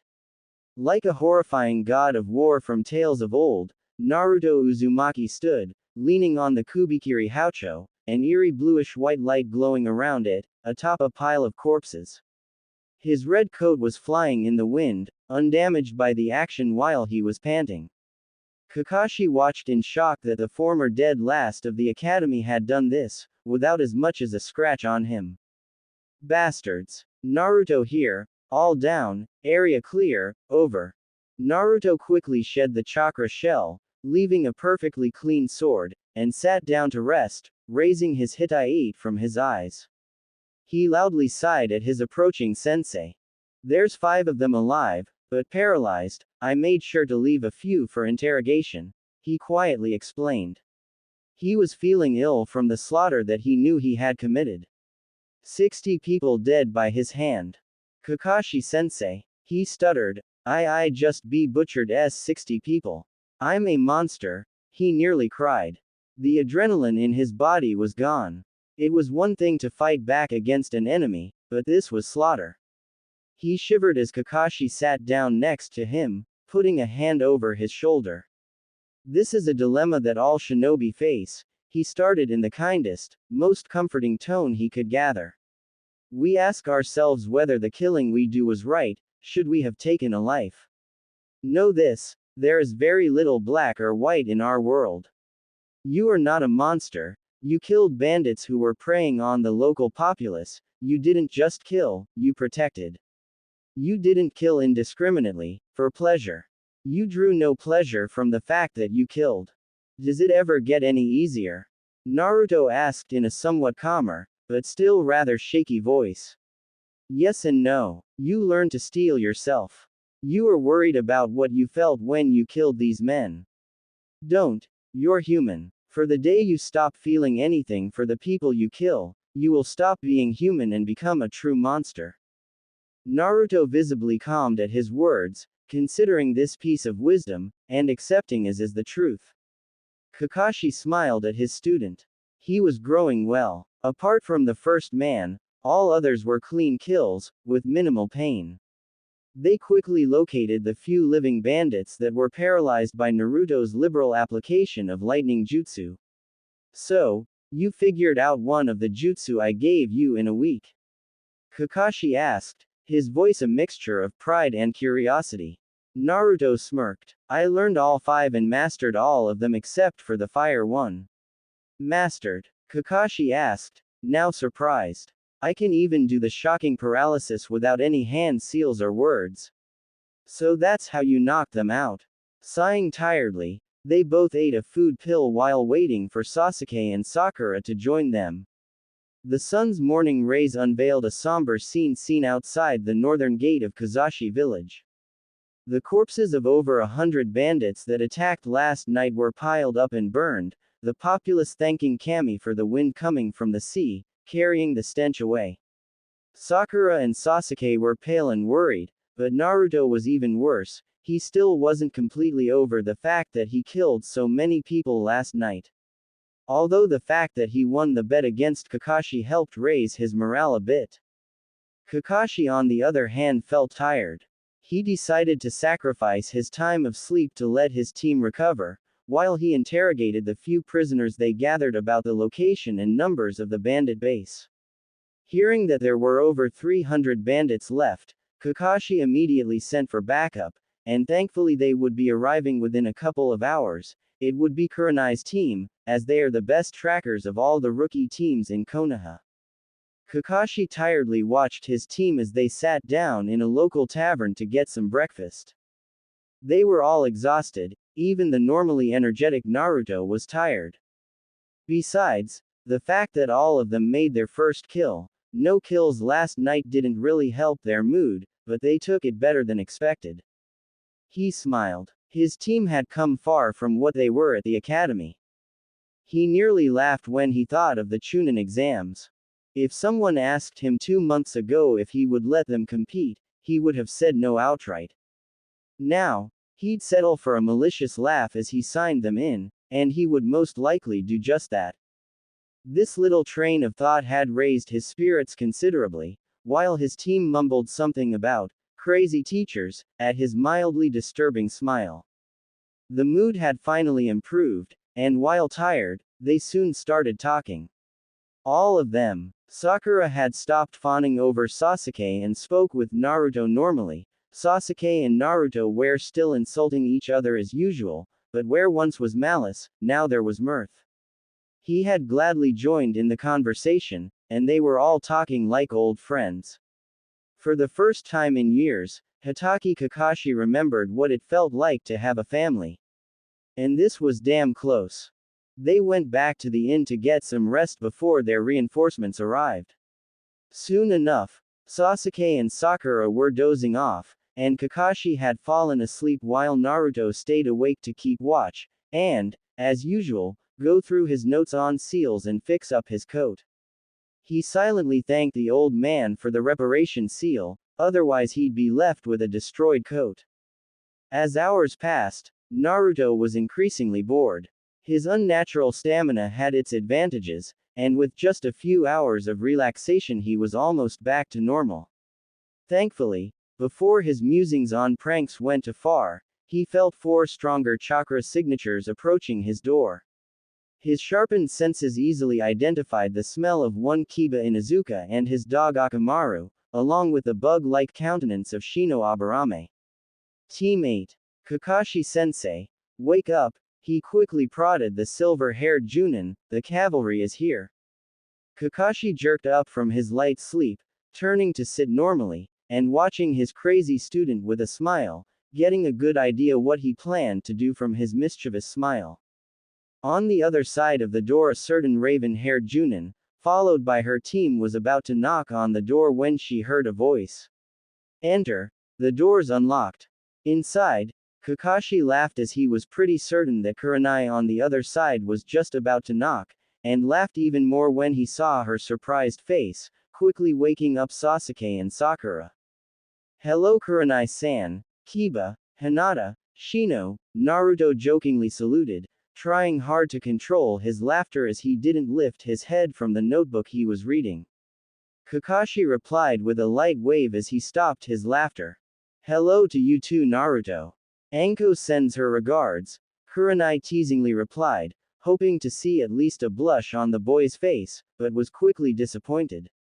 Kakashi on the other hand remembered the talk that he, Kurenai and Anko had on the subject of everyone's favorite blonde Gaki. He smiled, likes like Anko has it in for Naruto. That's nice to hear Kurenai-san, I'll be sure to express my gratitude when I come home, he replied nonchalantly, causing Kurenai to slightly blush at the double meaning of the statement, while the others present stared at Naruto's witty remark. What? He deadpanned. Nightfall. Forest to the northeast of town. Radio communications. Strike Force. This is Sentry 1, in position, over. Sakura's voice echoed over the radio connection. Sentry 2, in position, over. Shino's monotone voice quickly joined. Sentry 3, in P position, over. Hinata's stuttering voice followed. Extraction team, awaiting orders, over. Kurenai sent in calm voice. Strike Force Commander here, start the operation, Kakashi's voice ordered. Within the reaches of this bandit camp, the day came to an end as it usually did, with food, alcohol, gambling. A single man sadly sighed at the situation around him, disgusted by the actions of his two fellow Nukenin. As a former grass shinobi, Kiri Hazaki has a degree of pride and honor. He didn't mind the occasional drink, but the drunkards around him sickened him. Standing up from the log he was sitting on, he cursed as a chewed-on bone hit him. He decided to leave this place. A single man could only do so much, and he was sure that his companions would rather stay here. He would not miss them. Perhaps a life on the run would be better anyway. His musings were, however, rudely interrupted as he felt a number of chakra signatures around him. Ninja, most likely Leaf, here to exterminate the entire camp. Well, it wasn't that much of a surprise, he thought idly, as the bandits around him were completely oblivious to their impending doom. The group that attacked last night was wiped out and the idiots still do nothing. My time is nearly up as it is, perhaps among them there will be one. He smirked as he heard the first explosion, and felt one of the ninja that infiltrated the camp move into the fearless leader's tent. With Sasuke and Kurenai. Sasuke silently cursed as he and Kurenai sneaked through the camp, their chakra suppressed so as not to attract any attention. Their target was a large grayish tent where, according to Shino, the leader of the bandits was sleeping. The task was simple: try and enter without attracting any attention, or use the distraction caused by the attack to move in and disable him. Kurenai silently cursed as she noticed the patrolling guards, and one of them was a former grass ninja. Sasuke, while somewhat cocky, wasn't idiotic enough to get himself needlessly killed, so he prepared a kunai and awaited further orders. Extraction team, awaiting orders, over, Kurenai sent in calm voice. With Shino, the calm and morose bug user carefully watched one of the 4 exits from the valley, his bugs and traps ready to take down anyone who tried to escape that way. He was still wondering to the nature of the change he had seen in the members of Team 7. The former class clown, Uzumaki Naruto, now had the appearance of a veteran ninja, and if he correctly heard the report that Kakashi had sent, he was probably the strongest of the 3 genin in the squad. The change in others was nothing less remarkable. Sasuke wasn't brooding and not once did he raise an objection to working as a team with others, even though he and Naruto kept insulting each other at every opportunity, there was no more malice between the two. Sakura had stopped clinging to Sasuke, and had spent the little free time they had chatting with Hinata. Also, she seemed far more confident than before. Sighing as he finished his preparation, he quickly clicked the communication headpiece. Sentry 2, in position, over, Shino's monotone voice quickly joined. With Sakura. Unlike the other sentries, Sakura asked Naruto to borrow a few explosive tags and along with some of her ninja wire had set up a fine collection of traps through her exit. A pair of kunai resting in her hands and a number of shuriken prepared for throwing meant that all she now had to do was wait. Strike Force, this is Sentry 1, in position, over, Sakura's voice echoed over the radio connection. With Hinata. While lacking confidence, today, Hinata Hyuga was on a crusade to prove herself to her longtime crush, Naruto Uzumaki. Unfortunately for her, the blonde was still a bit dense when it came to social interaction and was all but blind to her affections. Sighing sadly, She took her position near one of the exits, using Heibayakugan to keep watch. No one would be passing by her. Sentry 3, in P position, over, Hinata's stuttering voice followed. With Naruto, Kiba and Kakashi. The three ninja awaited in their concealed position near the last remaining entrance to the small valley, and therefore camp, for the signals of the others. Strike Force Commander here, start the operation, Kakashi's voice ordered, and as one the three ninja charged forth into the base, drawing as much attention as humanly possible. Naruto laughed at Kiba's shocked look as he unsealed the massive sword and charged forward. He had seen what these men had done, and there was little mercy left in him as the nearest bandit found out while his head was separated from the rest of his body. His compatriots weren't any luckier than him as one was turned into mincemeat, courtesy of Kiba's and Akamaru's combo-piercing fang attack, while the other two were burned to cinders by Kakashi's fire jutsu. This explosive opening immediately attracted the attention of the entire camp, although those nearby weren't so fortunate, as Naruto and Kakashi threw a veritable hailstorm of kunai, every second one with an exploding tag rolled up around the hilt. For the first time in his life, Kiba was speechless. The veteran Junin and the crazed blonde were working perfectly as a tandem, quickly wiping out worst parts of the camp, while still avoiding women and children. He was positively awed by the sight in front of him, but quickly snapped out and rejoined him. Kurenai had warned them not to underestimate Naruto Uzumaki, and now he got a first-hand demonstration why the shocking fact that he had willingly blinded himself with his Hitai added to his awe. The time of the attack, combined with their target's inebriated state, allowed the two to decimate their opponents. But the next event positively floored him as the two ninjas simultaneously yelled. Shadow Clone Jutsu. A cloud of dust and smoke quickly rose across the battlefield, but quickly dissipated to reveal 24 Naruto and Kakashi clones, each and every one of them armed to the tooth. He and Akamaru followed and tried to keep up, but it was obvious just how outmatched they were. Similar thoughts occurred to the bandits, who were now in full rout. The remaining 200 bandits and thugs were being systematically decimated without mercy, and as he heard over the radio, those who tried to escape were quickly eliminated by the sentries placed at the exits. Naruto finally got a chance to vent the rage. Naruto had no intention of forgiving. But it felt strange and wrong, to be able to take lives so easily. He had no illusions that these men were innocent or that killing them would be a loss of life, quite the contrary. Since the battle less than a day ago, he had come to terms with the taking of life, and accepted it as the reality of his chosen profession. Take one life to preserve others. But never kill indiscriminately, never betray comrades, grow strong to protect, not to destroy. Protect what is precious. The lives of the people endangered were precious. The lives of his teammates were precious. He would protect them. With a grim look of determination, he waded back into combat. Kakashi spared a moment to take a look at the impassive face of his student. He was happy that there wasn't any bloodlust, or pleasure, he was unsure which would have been more disturbing. For a moment he could have sworn that he had seen someone else fighting. Strike Force, we have the leader, proceeding to extraction point as agreed. Kiba, Naruto yelled, watch out friendlies.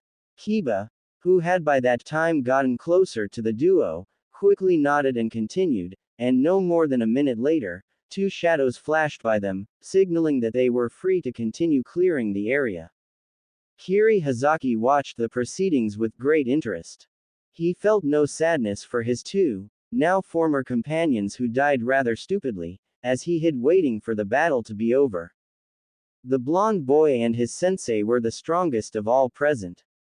He recognized the man as Hitaki Kakashi, better known as Sharingan Kakashi, or the copycat ninja, but the boy was a mystery. The sword he wielded was easy to recognize, no one but the seven swordsmen would come up with such crazy weapons. What was even more interesting was that the boy wore his Hitai over his eyes. He smirked, perhaps today would truly be the day, he sadly thought as he walked out of his hiding place and flared his chakra. Naruto and Kiba were panting as they recovered from the battle.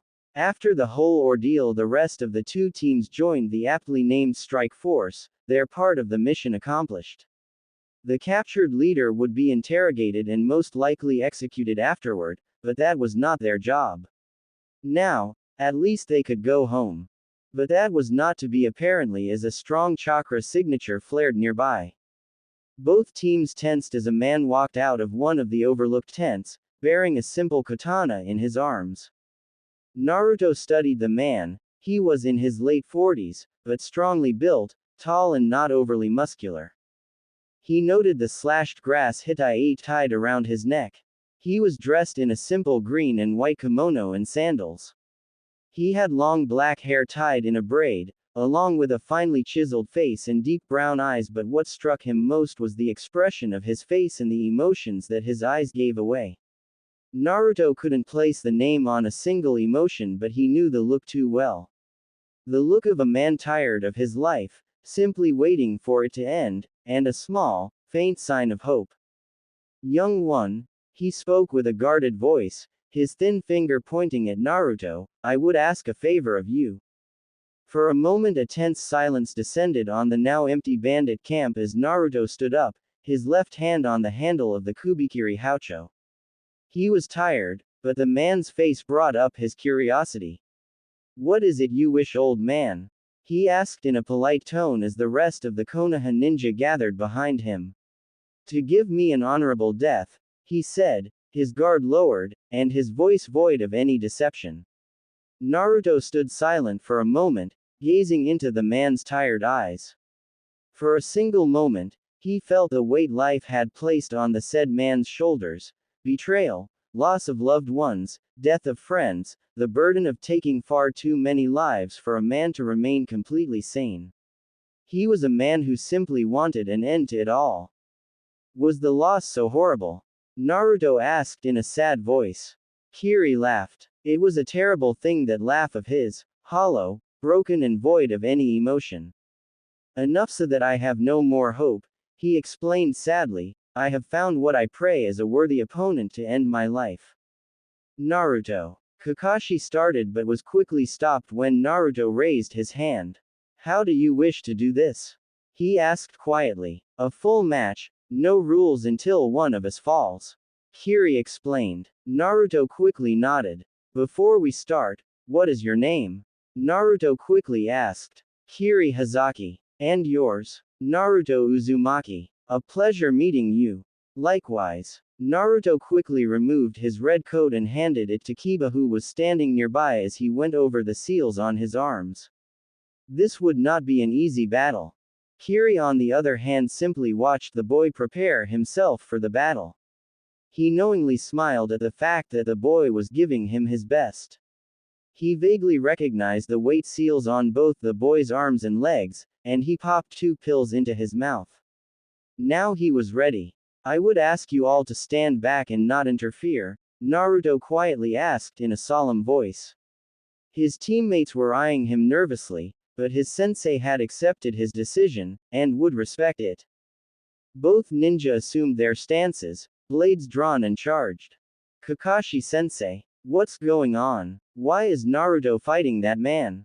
Sakura asked questions in rapid succession, and before Kakashi could reply, Kiba added his 2 cents. And why aren't we helping him? Kakashi sighed sadly, and wondered how to explain the situation to them. He wondered even more at the fact that Naruto was mature enough to understand what the man asked of him. So how do I explain this?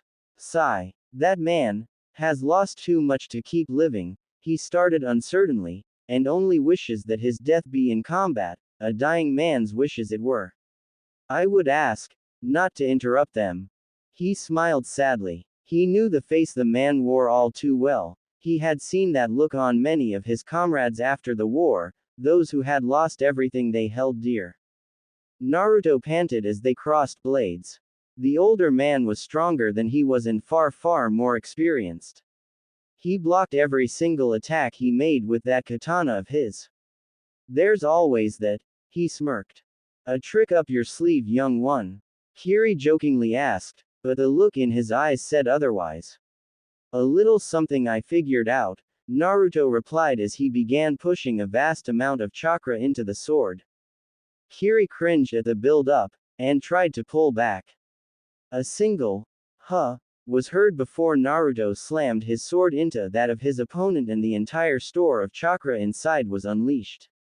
Violently. For a second Kiri Hazaki watched in horror as his blade was broken into minuscule shards, before he smiled. The boy was even better than he expected. The same could not be said for his right arm which now bleed. On the other side, members of Team 7 and 8 watched in shock as a blue explosion pulverized Kiri's sword. Kakashi grinned at his pupil's trick. Kurenai watched in shock and remembered what Anko had said about the boy, don't underestimate him. A few years, and he'll be giving us all a run for our money. Unknown to the others, a third party was gleefully watching the battle. In his cage stuck inside a forsaken sewer, the mightiest of all of the Biju, the nine-tailed demon fox sat curled up and watched the show. Ah, if I only had some popcorn, he sighed wishfully as he enjoyed the sight of the boy using a technique that he had by himself figured out. Over the past few years, and more specifically the last 2 or 3 months, he began respecting the boy for his tenacity, raw guts and wit. It was a shame that it took the death of someone the boy had found close to get him on the right track, but there was no use crying over spilled milk. He gave his word to help the boy. It was the least he could do for making his existence bearable. He wondered how much more could he teach the boy. Naruto smirked at his opponent and did his best to conceal that this attack drained nearly a fourth of his chakra. A slight miscalculation on his part, but it was worth it, as it gave him what he hoped would be an advantage. The old man was good. He charged at him for a horizontal slash, but Kiri quickly dodged beneath it, charging forward and slamming him in the gut, and blowing his sword away with his other hand. Naruto cursed, and jumped back, trying to avoid his enemy's attacks while he planned his next move. He had no more than a second before his enemy charged at him. Smiling, he quickly threw a kunai at his opponent, barely missing him. Kiri rushed Naruto, but silently cursed when the boy used the substitution jutsu to quickly replace himself with the hissing kunai he had just thrown. Wait, hissing, shit. Naruto watched as his opponent went straight into the explosion and quickly started forming hand seals. Fire release. Phoenix fire. A number of small fireballs quickly fly towards the smoke cloud formed from the exploding tag, as Naruto once more begins a quick chain of hand seals, keeping silent as he sinks into the ground. Kiri once more cursed. He had planned this to be a worthy death, and the boy was quite worthy, but to be outsmarted like this by a genin. He was getting rusty. A sealess shunshin had gotten him away from the attack, but now his blonde opponent was nowhere in sight. Naruto, who had resurfaced behind a tree, rubbed his lower ribs. At least one of them was broken and bruised. The old guy packed quite a punch, and he still wasn't using any jutsu. And he was getting tired, as the fatigue of the battle caught up with him. He would have to finish this quickly. There was always that option. Sighing, he drew 3 small scrolls from their holder on his left leg, immediately unrolling one and smearing his blood on its surface. He just prayed that this would work. He slowly walked out from his cover, causing a raised eyebrow from his opponent. Hey old man, he said in a nervous voice, I want to try something.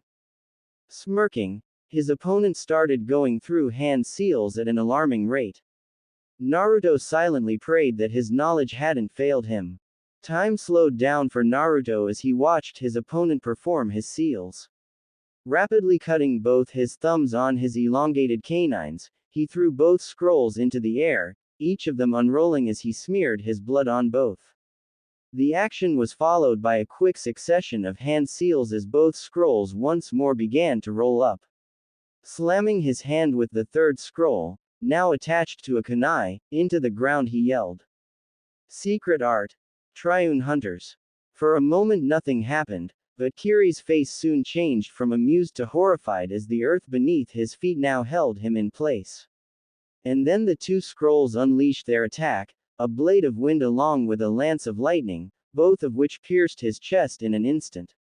Both enemies smiled for a moment as they both fell on the ground, one dead the other unconscious. The last sight both saw was a number of shinobi rushing towards Naruto. 2 days later, Naruto quietly sighed as he stood over the grave of Kiri Hazaki, former Grass Chunin, and his first real opponent. He sadly smiled at the remains of the sword which were placed over his grave, along with his scratched Hitai-8. A modest burial, but sufficient. Paying his last respects to his former opponent, he rejoined his team as they went back home. Konoha, a week later. There are a few places within the village hidden in the leaves that are avoided by the populace. One such place is the Anbu headquarters, and another was Training Ground 44, better known as the Forest of Death. One would also wonder why a certain blonde boy was merrily jumping from one tree to the other, completely unfazed by the fact that in his immediate vicinity were over 10 species of animals that would gladly make him their lunch. Then again, most of those animals knew trouble when they saw it, and a boy leaking killing intent was certainly trouble. So as long as he didn't bother them, they wouldn't bother him. Naruto Uzumaki had taken his day off to see a friend. She did tell him that he could find her here. Should have asked for a map. He quietly grumbled at the fact that he couldn't find the object of his quest into the forest. Although he found the place more than enjoyable. I should start training here, idly thought as he jumped, searching for any trace of Anko's chakra. Thankfully, the old man had finished the debriefing quickly, even though he had to explain a few things. Flashback. Good work. Sarutobi heartily congratulated them before handing out the pay for the mission. Naruto, could you stay for a moment? Sure, old man, the blonde boy merrily answered. Naruto, show some respect for the Hokage, Sakura screeched while bumping him on the head. Naruto merely sighed as the rest of his team, minus Kakashi, left the office. So, I heard you made a new jutsu, Sarutobi curiously asked. Naruto assumed his thinking pose, his hand beneath his chin. I made a jutsu alright, but it still needs some tweaking. Yeah, I did, but it still needs some work, Naruto replied, sheepishly scratching the back of his head. The old Hokage laughed. Kakashi already explained, but I'm curious as to how it works. Naruto once more found himself with two options. Neither would mind if he kept quiet, but were genuinely curious, and the knowledge might help both. Smiling, he began his lecture. First of all, I prepared 3 seal scrolls, each containing an array which gathers and converts chakra into one of the 3 used elements, earth, wind and lightning. Now, the arrays are relatively complex, consisting of multiple chakra storage seals directly connected to a chakra burst seal coupled with a transformation seal which gives the attacks their shape.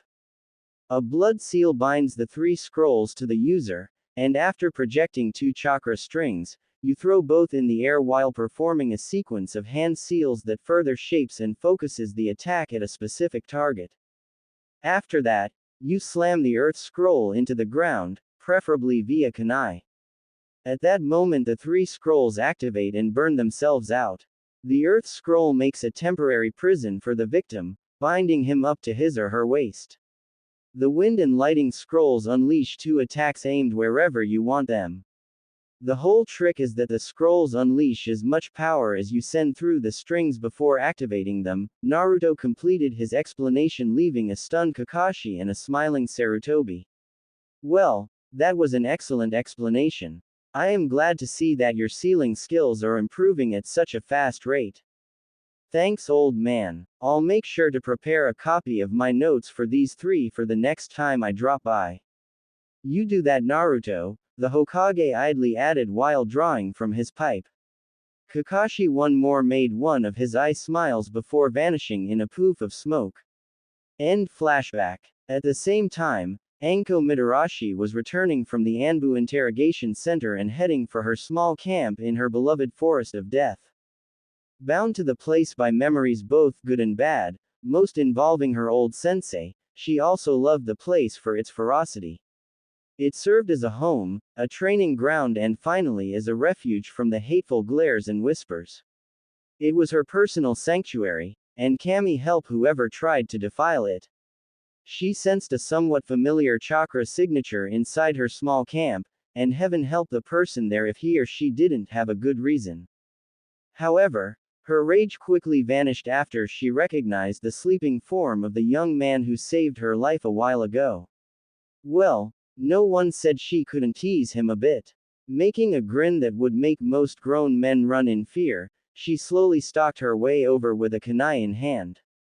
When she was just a few steps away, she threw the kunai, aiming for his right cheek, curious as a cat to see how the blonde would react. She wasn't disappointed when the boy caught the kunai with his hand. You know, Anko-san, it really isn't polite to cut up people when they try to sleep, he said in a mock scolding tone. It took a second for both to start laughing. So, what brings you here, Foxy? She asked with a big grin. Naruto merely returned one of his real smiles before unsealing a large platter of her favorite food. Can't a friend just drop by for a visit? He asked jokingly. But the result of his joke surprised him as Anko made a serious face. The short flash of recognition he felt in the forest now returned. You consider me your friend? She asked. Her voice was worried, uncertain, and just a bit hopeful. He sighed sadly. No one deserved such treatment. Yes, I do, he shortly explained before handing her the plate. She immediately perked up after his response. Say, how did you know I loved dango? I don't remember telling you that. I asked Kurenai. He deadpanned and Anko once more laughed. The boy was as direct as ever. Sue, she started, purposefully elongating the, oh, how did your mission go? It was now Naruto's turn to get somber as he retold the events of his trip south, the killing he performed, and finally his battle with Kiri Hazaki. Anko intently listened to the boy's story, enjoying his detailed descriptions of events and places. After he finished his storytelling, they both simply laid down in the grass, watching the clouds slowly pass. You know, Anko started, catching the blonde Jinchuriki's attention, I had similar thoughts when I made my first kill. He smiled. He wasn't sure why, but even during their short stay in the forest a while back, talking with her was relaxing, to say the least. They were very much alike, both outcasts of society, hated for things beyond their power to control. Both crazy in their own way. Thanks, he softly whispered as he fell asleep next to her. For the first time in years, Anko made a gentle smile, before doing the same. Next day, Training Ground 7. Once again, Sakura was treated to the sight of Naruto working over his notes. Sheesh Naruto, she started, but without any real anger, do you ever leave those notes? Naruto made a small smile before answering, no. Shaking her head and muttering something about blonde idiots, she sat down next to him, dozing off until the rest of the team showed up. Much to her displeasure, they came within a few minutes. After what passes as customary greetings among Team 7, Kakashi pulled out 3 papers. Well everyone, I've recommended you for the Chunin exams this year. If you want to participate, take this to room 301 in the academy next Monday, 9 o'clock sharp. I've got to run now, so you think this over carefully, and good luck. With those words, Kakashi once more vanished in a cloud of smoke while the rest of Team 7 wondered what he was doing. Monday. A day generally despises the working populace of no matter which village, city, country or universe. Naruto shook the cobwebs out of his head as he woke up and looked out the window. Outside, rain was falling hard, and judging by the angle, a strong wind was blowing as well. And I have my first exam today, he thought, silently cursing the damnable weather as he took out a bowl of instant ramen. At least some comforts are always there. He still had an hour before he had to go. Rapidly devouring his ramen, he planned for today. What should I pack? He asked no one in particular as his eyes moved from one shelf to another, thinking over the coming exam, going through the possibilities and eventually deciding to play it safe. He quickly made his bed, and placed the book on human anatomy back on its shelf. Taking off his pajamas and standing in front of a mirror, he carefully studied all of the seals he had placed on himself. The chakra weights he got from Yugao had helped him develop his body even more. His athletic physique and well-developed muscle mass granted him a good combination of speed and strength. The seals he had placed were mostly simple ones. Storage seals for his sword and other weapons, a few weight seals he used when in the field as chakra weights, while better for training, were downright impractical. I'll have to improve these, he idly reminded himself. The third category were the ones he was truly proud of. After spending the better part of the previous month carefully studying the book on advanced seal theory, given to him by the aged Hokage, he found that the previous owner had a very similar way of thinking. Whoever MN was, he was used to thinking outside the box, as it were, and so was Naruto. That's how he came up with the idea for his Triune Hunters, and another note made him very interested. While chakra storage seals were mostly used as a battery for running a larger array, one of their more interesting properties was that once placed on a living body, they slowly siphoned chakra, slowly gathering power. And, with proper additions, those same seals can be made to release all that power back to the body. Unlike chakra pills, there are no side effects, as this was the body's own chakra.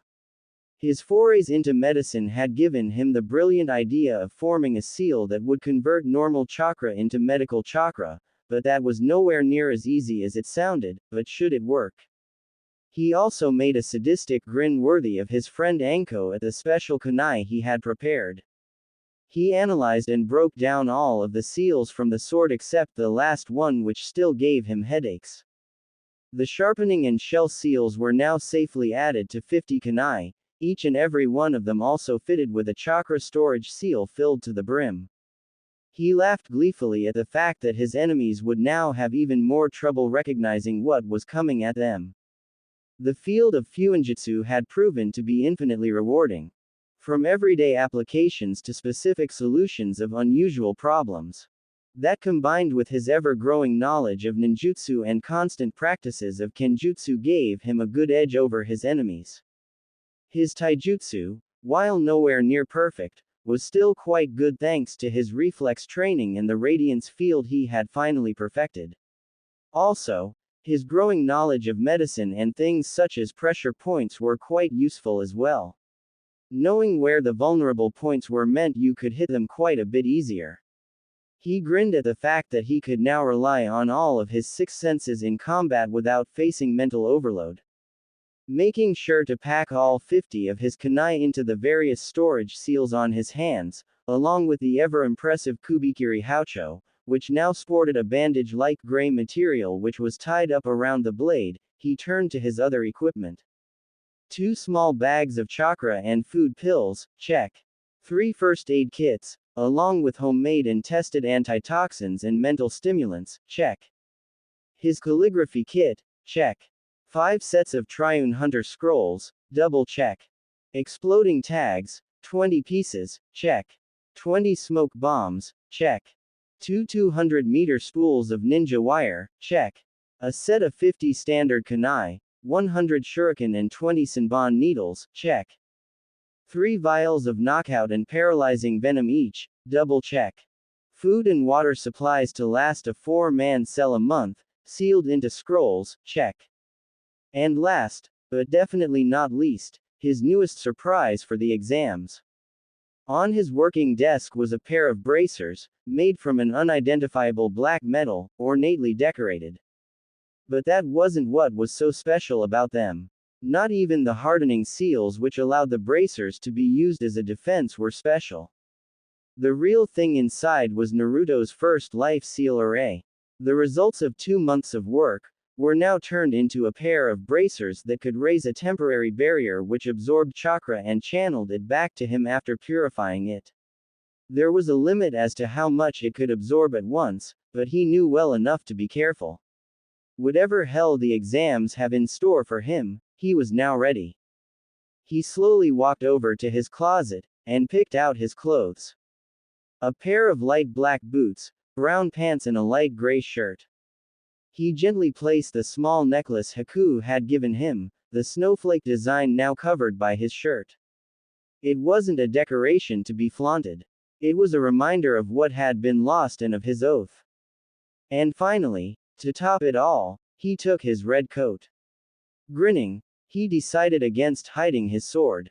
While he still wasn't tall enough to normally carry it, when diagonally held against his back, it was still quite easy to reach. He smiled at the weather outside. While he found the rain to be pleasant, he accidentally discovered a way to walk in the rain without getting much as wet from it. During his practice with water walking, he accidentally started putting out chakra above him, and to his surprise the rain couldn't get through. He idly wondered if it could be used as a shield as he walked.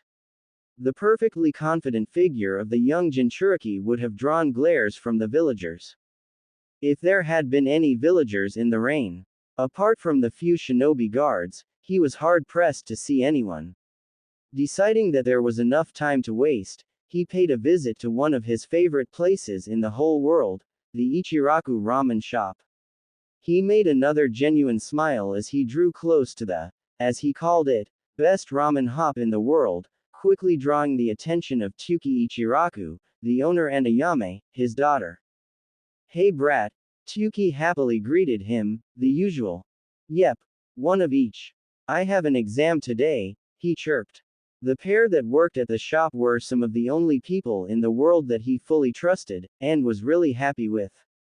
They had both seen his false smiles, and especially the real ones, which were far rarer. Tsuki went to cooking with a wide grin.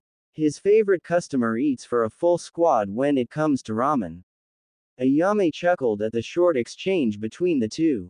"Hello Naruto-kun," she gave him a small hug, which he gladly returned. "Hello yourself Ayame-chan," he smiled back at the girl. Ayame was the closest thing he had to a sister, always willing to offer advice and support. "What's that I hear about exams?"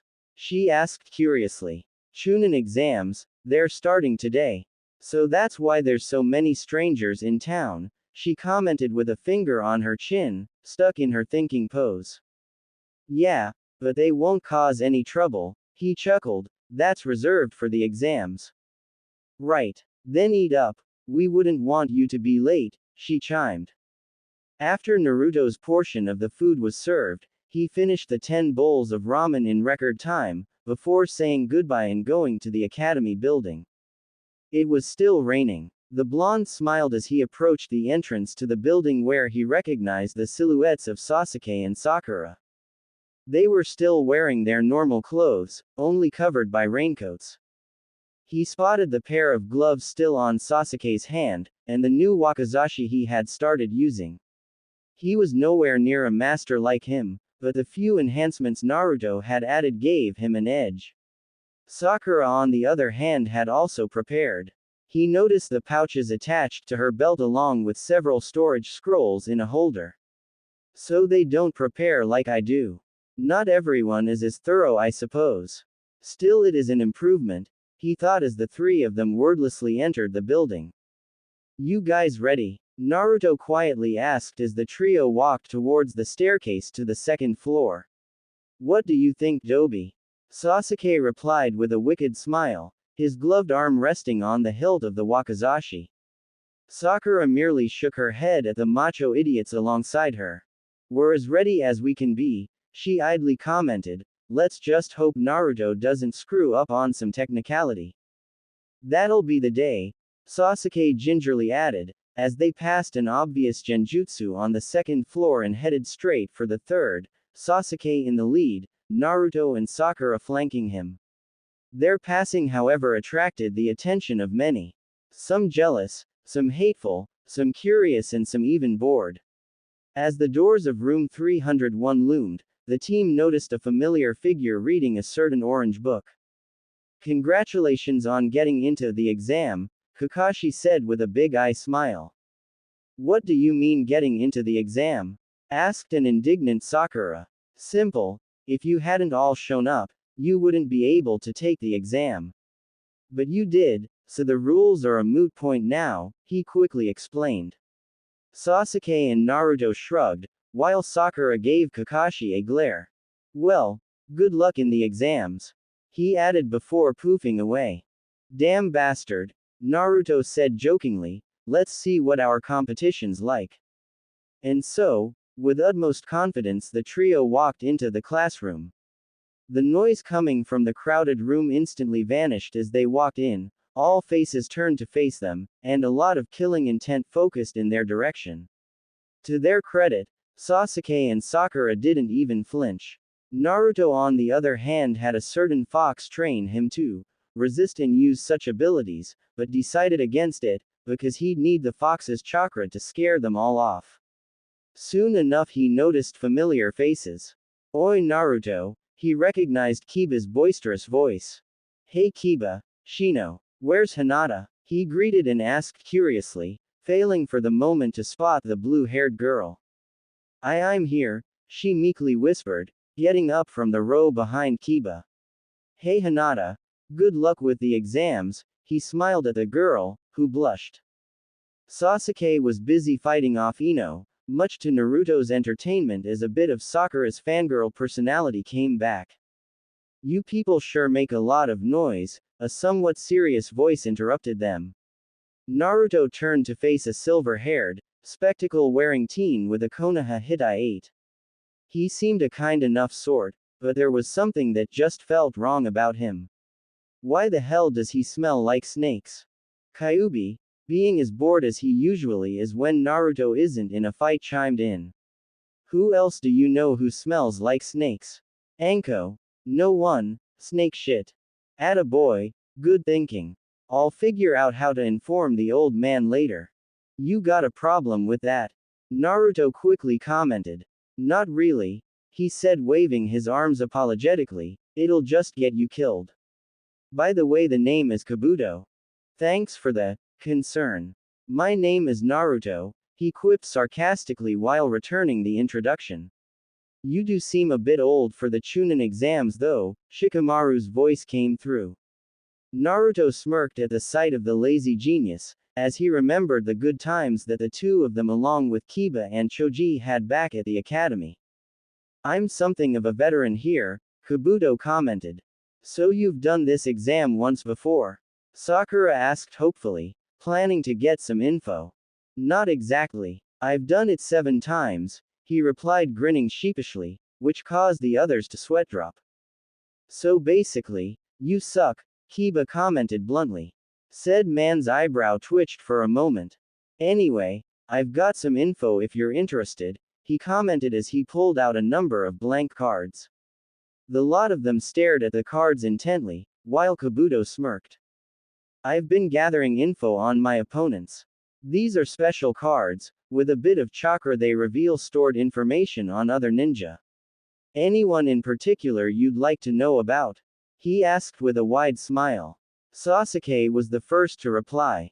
Rock Lee, Shikamaru quickly followed, Gaara from Suna, Sasuke Uchiha and Uzumaki Naruto.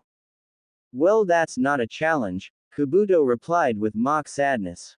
Rock Lee, Genin of Konoha, 25D rank, 12C rank missions, focuses on taijutsu, extremely developed physical skills, no nin or genjutsu. Teammates include Neji Hyuga and Tenten.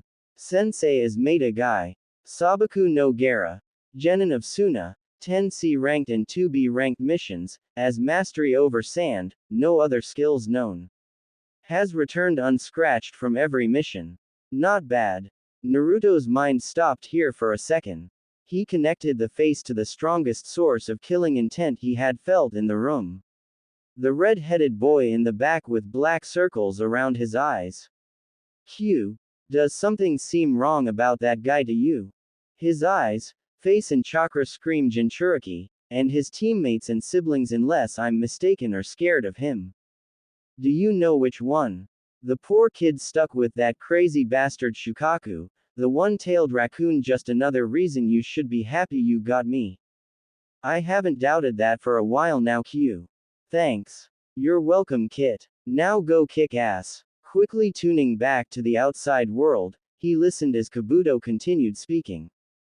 Uchiha Sasuke, Genin of Konoha, 25D ranked, 2C ranked, 2A ranked, not bad, missions, proficient in ninjutsu, last surviving loyal member of the Uchiha clan, bearer of the Sharingan. Teammates Haruno Sakura and Uzumaki Naruto. And finally Naruto Uzumaki, Genin of Konoha, 25D ranked, 2C ranked, 3A ranked missions, proficient in ninjutsu, kenjutsu and fuinjutsu. Bearer of Kubikiri Houcho. You're good kid. Thanks, Naruto politely replied while inside, he was seething. Why? Because this man knew one detail that was only written in the private records in the Hokage's tower. In other words, this man is a spy. Because there was no other way for him to know that he was effectively paid an A-rank mission for taking down Mizuki when he stole the scroll that night so long ago. Settling to unmask the spy later, he turned to the rest of his companions, silently asking them not to make a scene as he went to his seat. As soon as he sat down, the doors opened and a group of Chunin, followed by a man in a black trenchcoat which Naruto immediately recognized as Ibiki Morino, the sweetest guy on earth as Anko once put it. Although he was wondering how the head of Anbu interrogation and torture could be so sweet, that was indeed the subject for another time as the scarred man bellowed, immediately silencing the entire room. Quiet maggots.